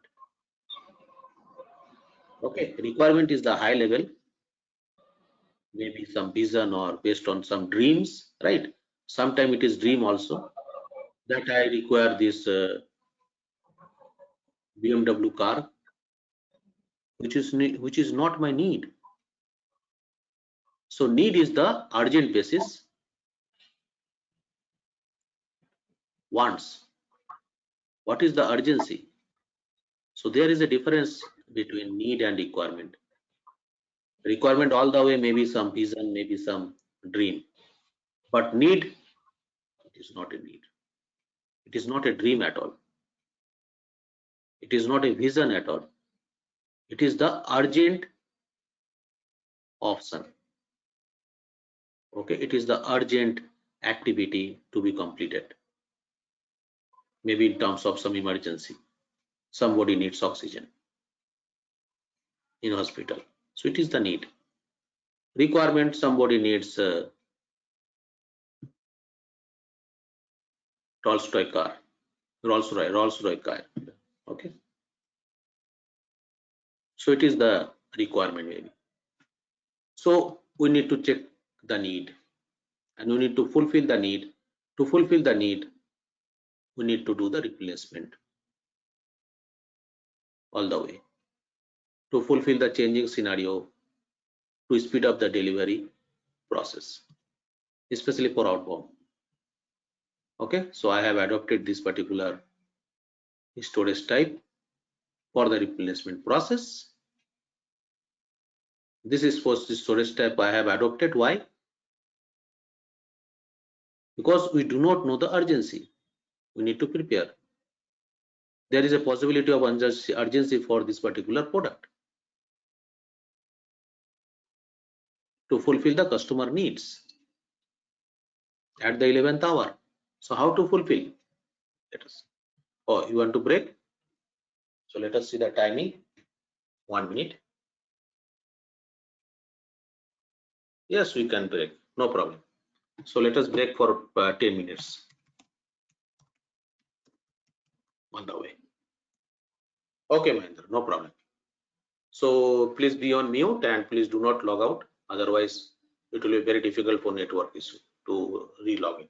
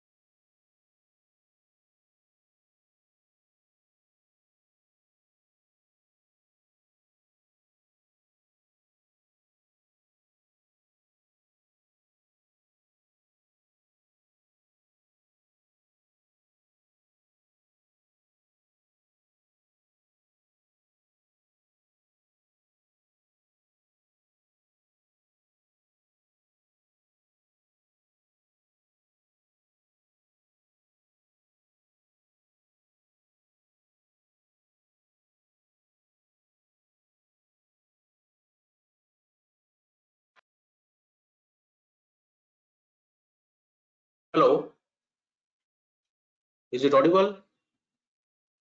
Good. So what we were discussing about the storage type data, it is applicable for replacement procedure, which is required for any EWM complex. It is a mandatory process most of the time. It is used as an internal warehouse movement methodology. Okay. Now let us save it. Yes. Now we are good to go to display this product master. Go there, select properties, and consequently see the other views. If you have any question, you can ask. If nothing, then you can proceed to the next. Samir, the replenishment, the process. So is it like the replenishment happens between the warehouse and the inventory? Now let's say, because we also have the reorder point planning in IM, right, in MRP 1 view, I think, in material master, wherein whenever the material falls under a certain level, then an automatic requisition or a purchase order can be generated for the quantity, the replenishment quantity. So is the same concept here applicable, or it is like, let's say there is no material even in the IM post location level, and in that case the material is also falling short in WM. So in that case, whenever the replenishment order is triggered, like for 5 quantity, then an order automatically gets triggered in IM for if they are manufacturing internally or procuring it externally. So how does that work? Thank you. Good question. Basically, what you have told in MRP view, it is coming under material planning. Right? It is coming under material planning. Yes. Okay. We have got CBP, consumption based planning. There we have got a reorder point planning. Correct. The MRP type may be VB or VM, right? It is totally different. It is applicable for the CBP. Now, CBP we are not using for main products. We are not using CBP, consumption based planning, for main products, right?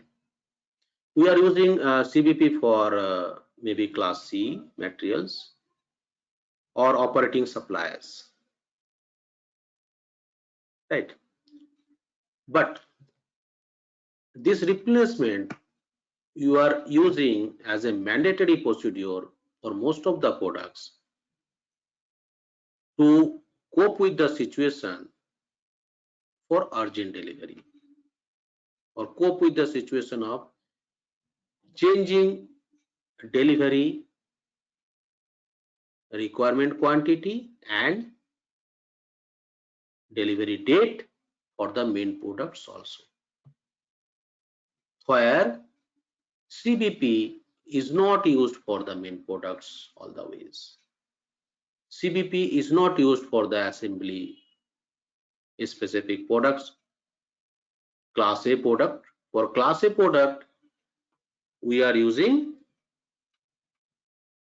MPS all the way. So MPS followed by MRP followed by CBP, class A, class B, class C. But replacement is used to speed up the outbound delivery based on the changing requirement quantity and the delivery date, change in delivery date abruptly, maybe due to corona. Some hospital has changed the requirement date to supply the oxygen to the hospital H1 all the way, right? So it is called replacement.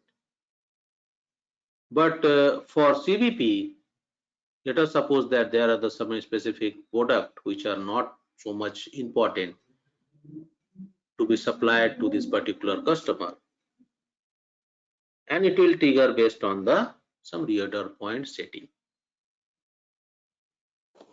Okay, the procedure we are following the similar procedure, but the scenario is changed.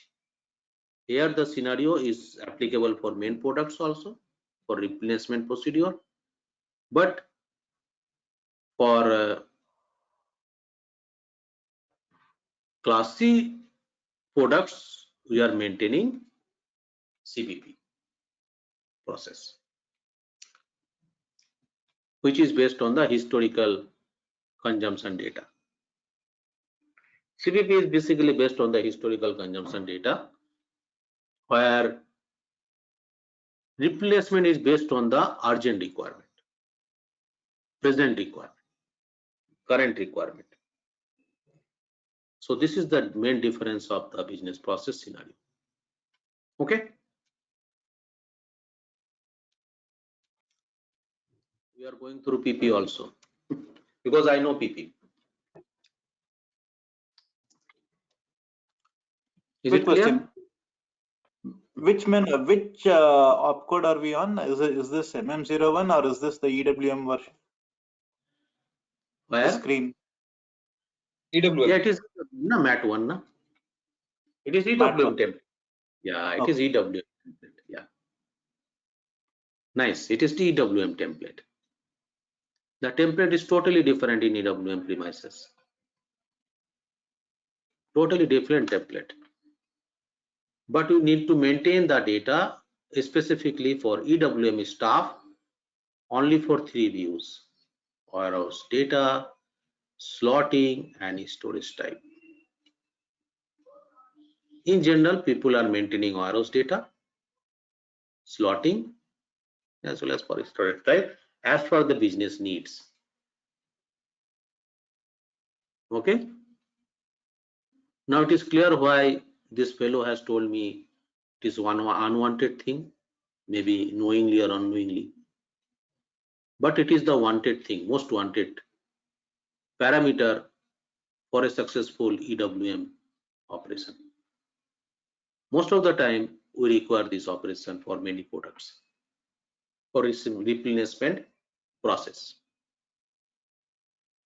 In WM, replenishment process was not so much essential, ECC WM, but in EWM it is one of the most important process to speed up the outbound delivery requirements as per the customer's needs.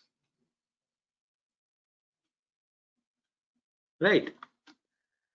Because customers' need is changing in nature all the way. Customer has given requirement 2 months back. Now requirement is changed into urgent need. And customer is telling that no, I don't want this, I want this. We need to complete. Right? 1 minute.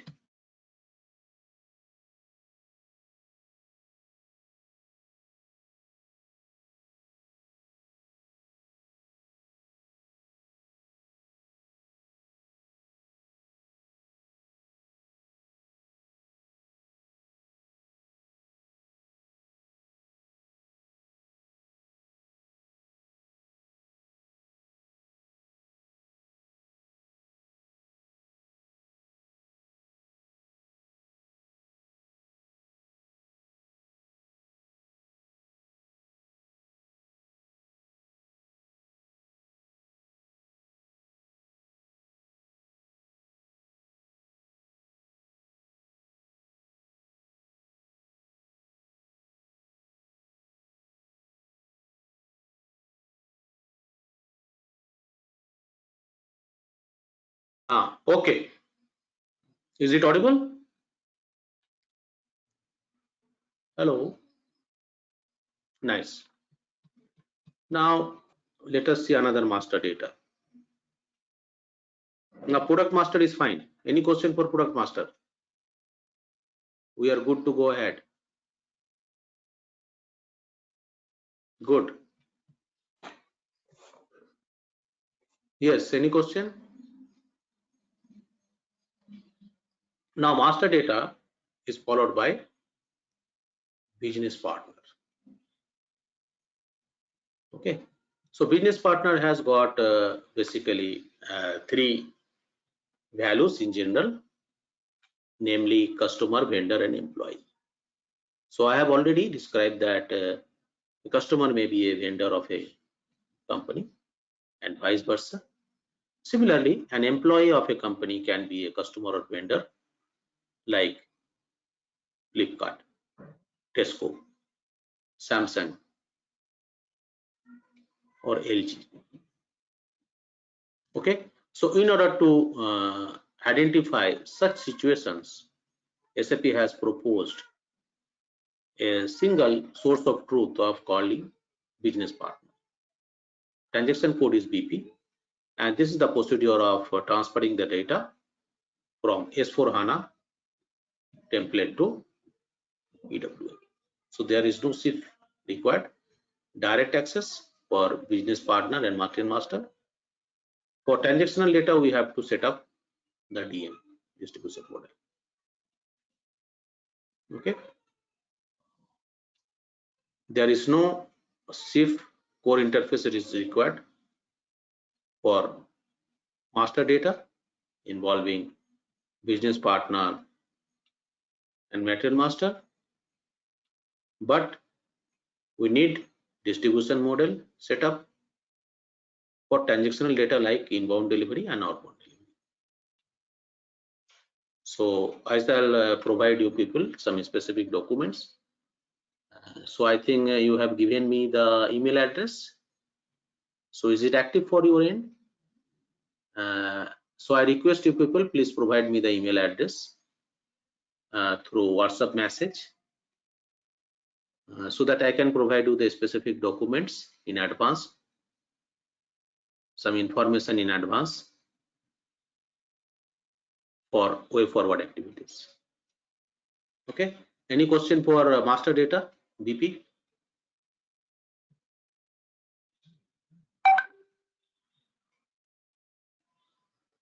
Nothing. Okay, now let us go for pack spec. Pack spec is especially for packaging specification. So packaging specification is also a master data. Packaging specification contains 3 attributes. What are the attributes? Let us realize. In SAP EWM premises, packaging specification means master data like business partner. So I have opened this particular screen, and for this you select the existing packaging specifications we have created yesterday. See, packaging specification which are existing in nature must not be changed. So this is the suggestion information given by SAP. So it should not change any existing packaging specification. So but we can see. So this is the specific packaging specifications which is defined at the 3 level. First level, it is at the each level for a product.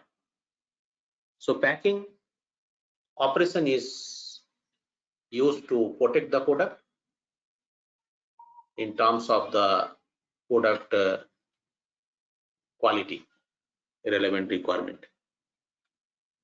Now each level we are having at the high level, right? First level is the each level where target quantity and the total quantity both are equal, 1:1, right? Target quantity is 1, total quantity is 1, followed by unit of measurement each for total quantity, right? Second level of packaging is the case level. Target quantity 12, total quantity 12 each. That means The casing contains 12 number of bolts, let us suppose that, for this product. 12 number of nut and bolts. Fastener, you can say fastener. Next is the most important, third level is the pallet level. So one pallet contains 65 case. One case is equal to 12. Then the total quantity will be 65 into 12, that is 780 each. The unit of measurement is the same. Each pallet contains 65. Previous level means case. What is the previous level for pallet? Case, and one case is equal to 12 each. So pallet contains 65 into 12, that is 780. Please understand the calculation. Okay, so that's why pallet level target quantity is 65. Case total quantity will be 65 into 12, that is 780 each. Right. The packaging material maintained pack 1 for all the 3 levels for simplification, but we can maintain different packaging material preceded by elementary group, and we have created a very specific packaging specification number, this 15089. The specific status is green, means active. For PSC status, packaging specification section, we have got different tabs to define the parameters here, right? We have got text to provide a specific instruction for the partners, and we have got additional data to have some enhancements and other things. So this is the concept of packaging. At the top we have got product. This is the product details. This is the main product. We can navigate to this main product. We can open this particular MM03 transactions in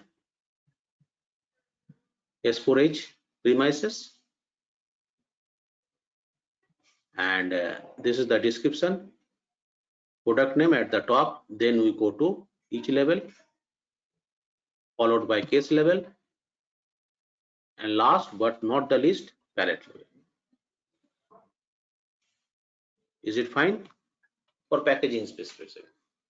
So packaging specification contains, let me complete. It contains 3 things. One is the product, other is the levels, and next is the what will be the work step.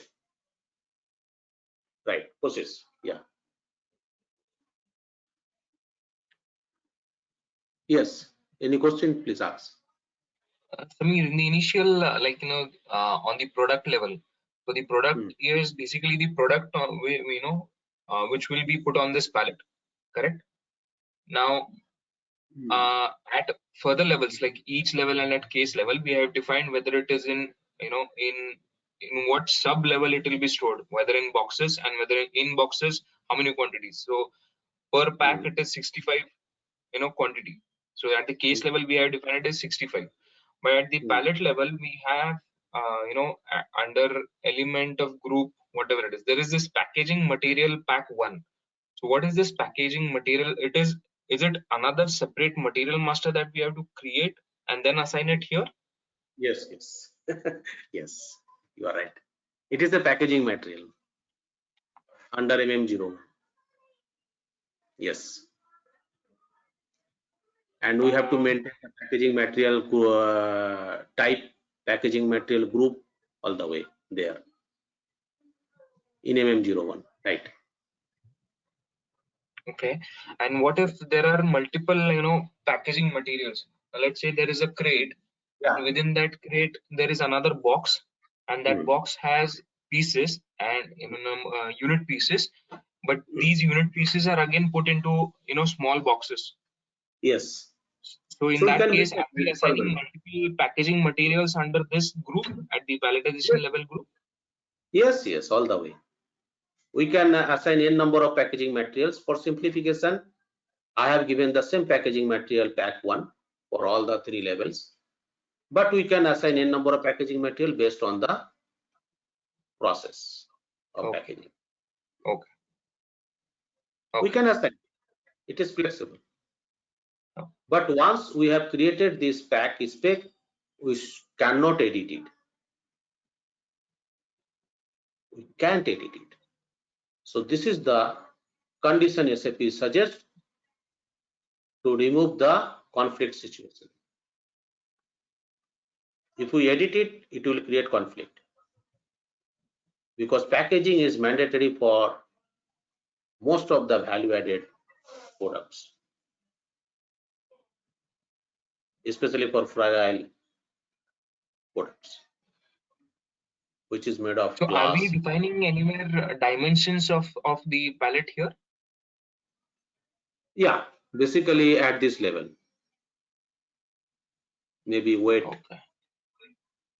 Right. Yeah, yeah. What will be the Okay. weight volume? Yes, at this And particular length as level. well? Yeah, basically 2 things we are taking care, and measurement is Right. followed But, by in capacity. okay. Okay.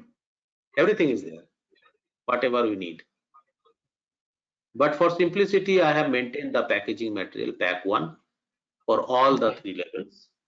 But we can maintain a number of packaging materials under any specific level. We can maintain glass wool or specific paper, right? Or specific thermocol material, like for fragile material like China clay, or maybe some let us suppose that we are transporting some glasses for medicines. Okay, so we need to maintain some good packaging standard, like involving thermocol and other very specific packaging materials which are required for packing to protect the product, because which is breakable, which is fragile in nature. So this is a catch for the specific custom packaging manufacturers, because they're like ITW. So ITW is one of the best company who provides custom packaging in different industries across the verticals. So ITW, they are the experts in packaging, but we need to measure it, we need to map it in SAP in this way. We can maintain n number of levels depending upon the requirement. In general, we are maintaining 2 levels, 3 levels for 80% of the cases. For 20% of the cases, depending upon the scenario of medical industry or healthcare industry, we are maintaining more packaging levels to protect the main products, that's all, and also to reduce the transportation cost. So there are 2 advantages. One is to protect the main product and to reduce the transportation cost. Right, Mahendra? What is your opinion? Yeah, right. Yeah, to reduce the transportation cost, we are maintaining multi-level packaging under TM. So it is a part of TM.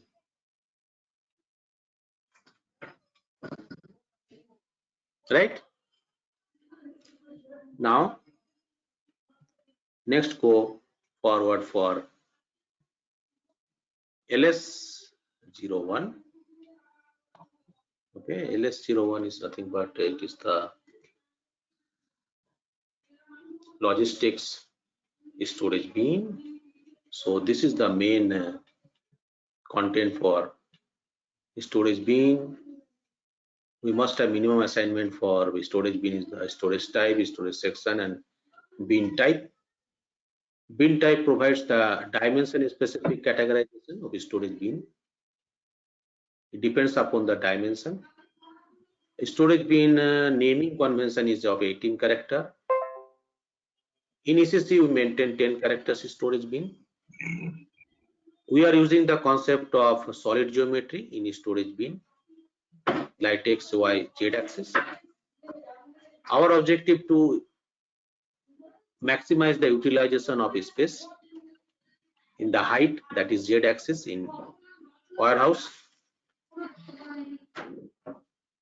Then we have some constraint as the number of handling, maximum weight and maximum volume. That is, we need to define the capacity of the storage bin.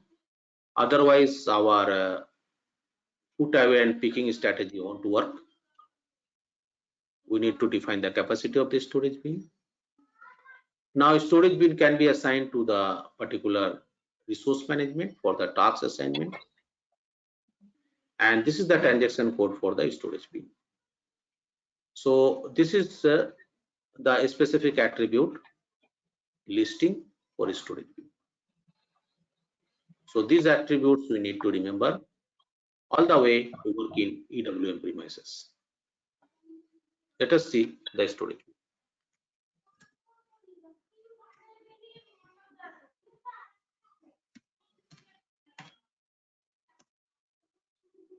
So this is the storage bin. So yesterday we have realized a storage bin.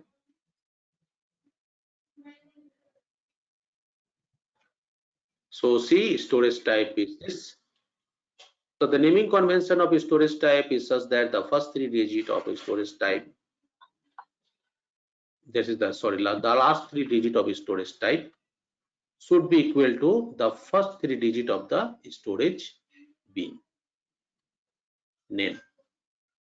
See, 0F1 is equal to the last 3 digits of storage type, 0F1 preceded by Z.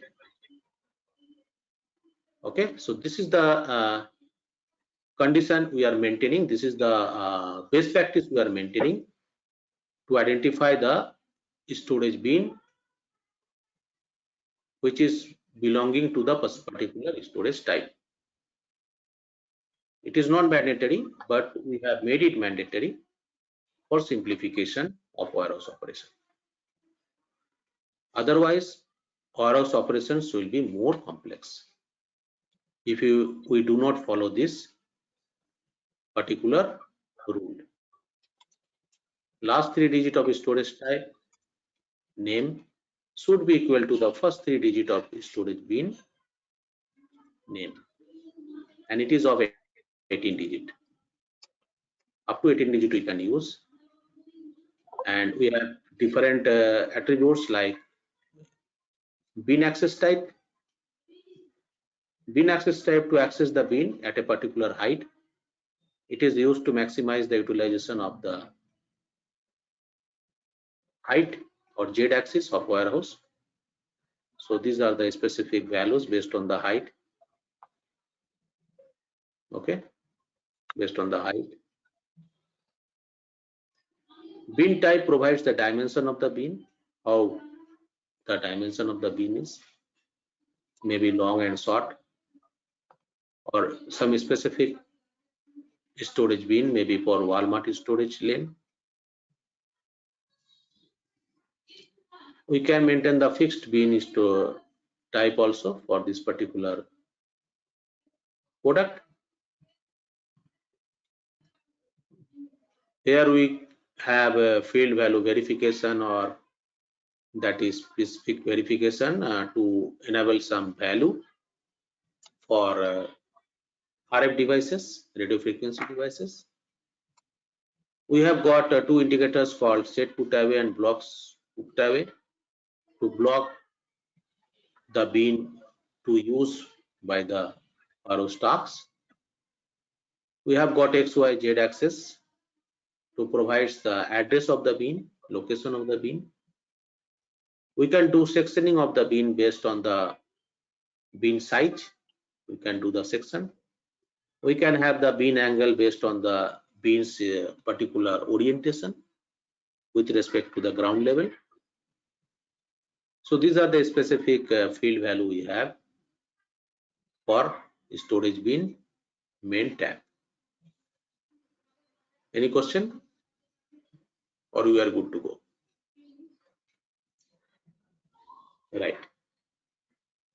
So please, yeah, I have noted down, I think, Mahendra, your number. So please send your email address to WhatsApp, please. Okay. So that we can provide some very specific mandatory documents for EWM complex.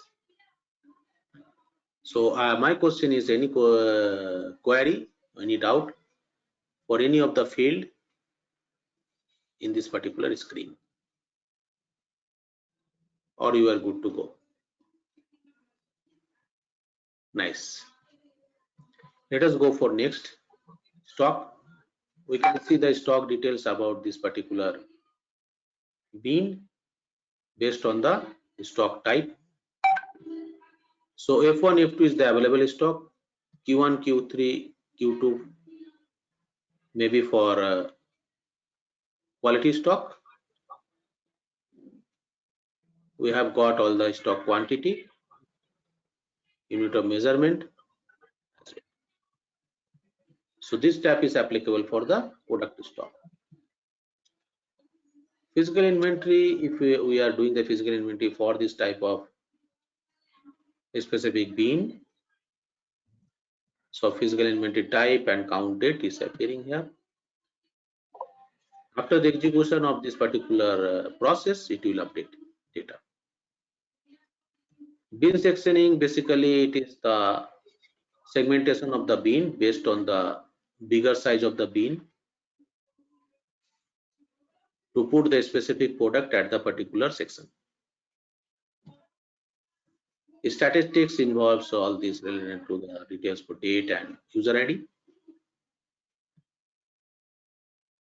Activity area, again, if we are maintaining the activity area connected to the bin, then it will appear here. And if we update any activity based on the field devices of RFID network, then it will be updated here. If there is any warehouse tasks executed for this bin, it will update as soon. So all the data will be updated based on our transactions. Production supply, again, it is an intermediate or interim storage area which involves some production advanced integration with PP and EWM complex. It has got very specific production supply area value as a master data. So we need to maintain, and if you have any transactions, it will update here based on the party entitled to dispose, ESA, product group, product quantity, and so on. Okay. So these are the basically say 8 tab under storage bin in EWM complex. If you have any question, you can proceed, or you are good to go. Any question, please? Tim.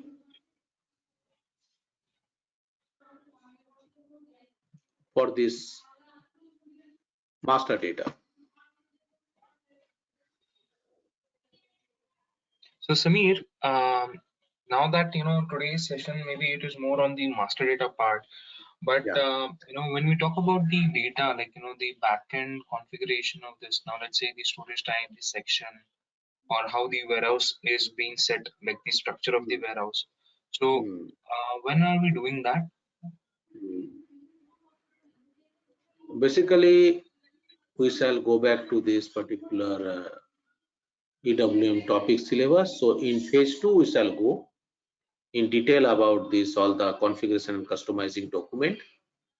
So first we shall provide you the customizing document to see the customizing process as a electronic document. So after completion of the phase 1 we shall go for the customizing process. So as we can see, in phase 1 we shall take care about the basically realization of the business processes, and yesterday we have gone through some requirements for the design. Then we shall also see the usability of warehouse monitor, which is one-stop monitoring tool for warehouse manager. Then we shall also see some processes specific to the additional functions like storage control, batch management, and so on in EWM. We shall also realize some specific topics called slotting, replacement, and PI, involving last but not the least chapter 5 in phase 1. After completion of the phase 1 we shall proceed to phase 2, involves basic customizing process. So let us first understand the business process, then we shall go for customizing. Sure. This as per our sequence. Any question from any other person? Yes, we have got a big document for customizing. Basically EWM 110 is especially for customizing, and EWM 100 is especially for business process. So first let us understand the business process, then we shall go for customizing. What are the standard business process suggested and given by SAP EWM complex?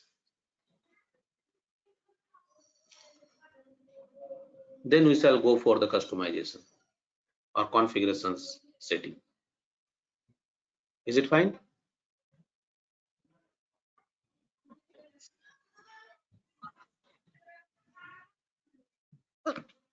Yeah, fine.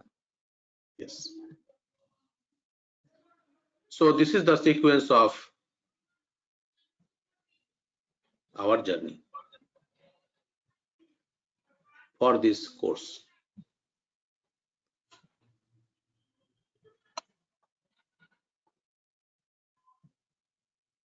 Now let us see any other master data we have seen. So this is the specific SAP S/4HANA terminology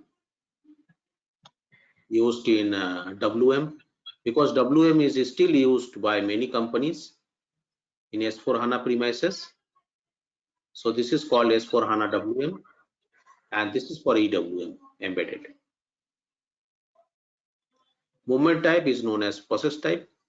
Transfer order is known as order. Transfer order item is known as stocks. So this is the difference between S/4HWM and that of embedded EWM. Process type is equivalent to the movement type in EWM, but it has got more features. Okay. Then we shall go next week for S/4H document type, mapping with respect to EWM document type. How do we map the document type to enable the specific template for inbound and outbound document in EWM platform? How to do the mapping? So that's what we discuss in the next class. Before that, we shall share some specific document which are urgent in nature.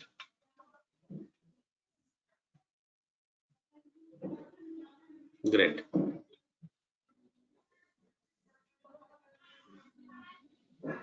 Yes, yes. PPT will cover.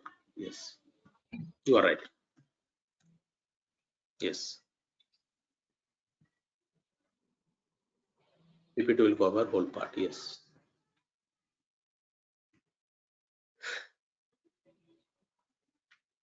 It will cover.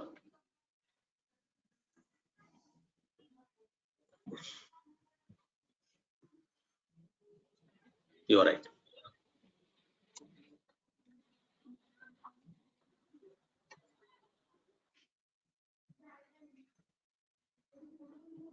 So already it is 10 a.m.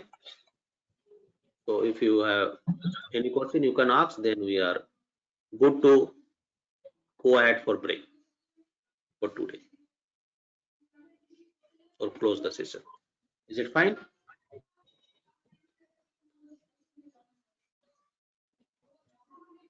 What is the time by your watch, Gopi?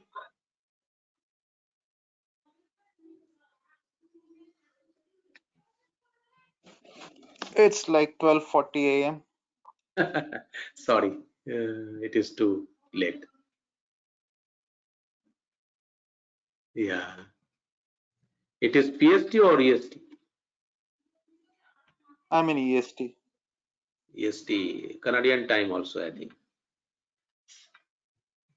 In Canada, people are using EST, I think. Okay, fine. Good. We are good to go.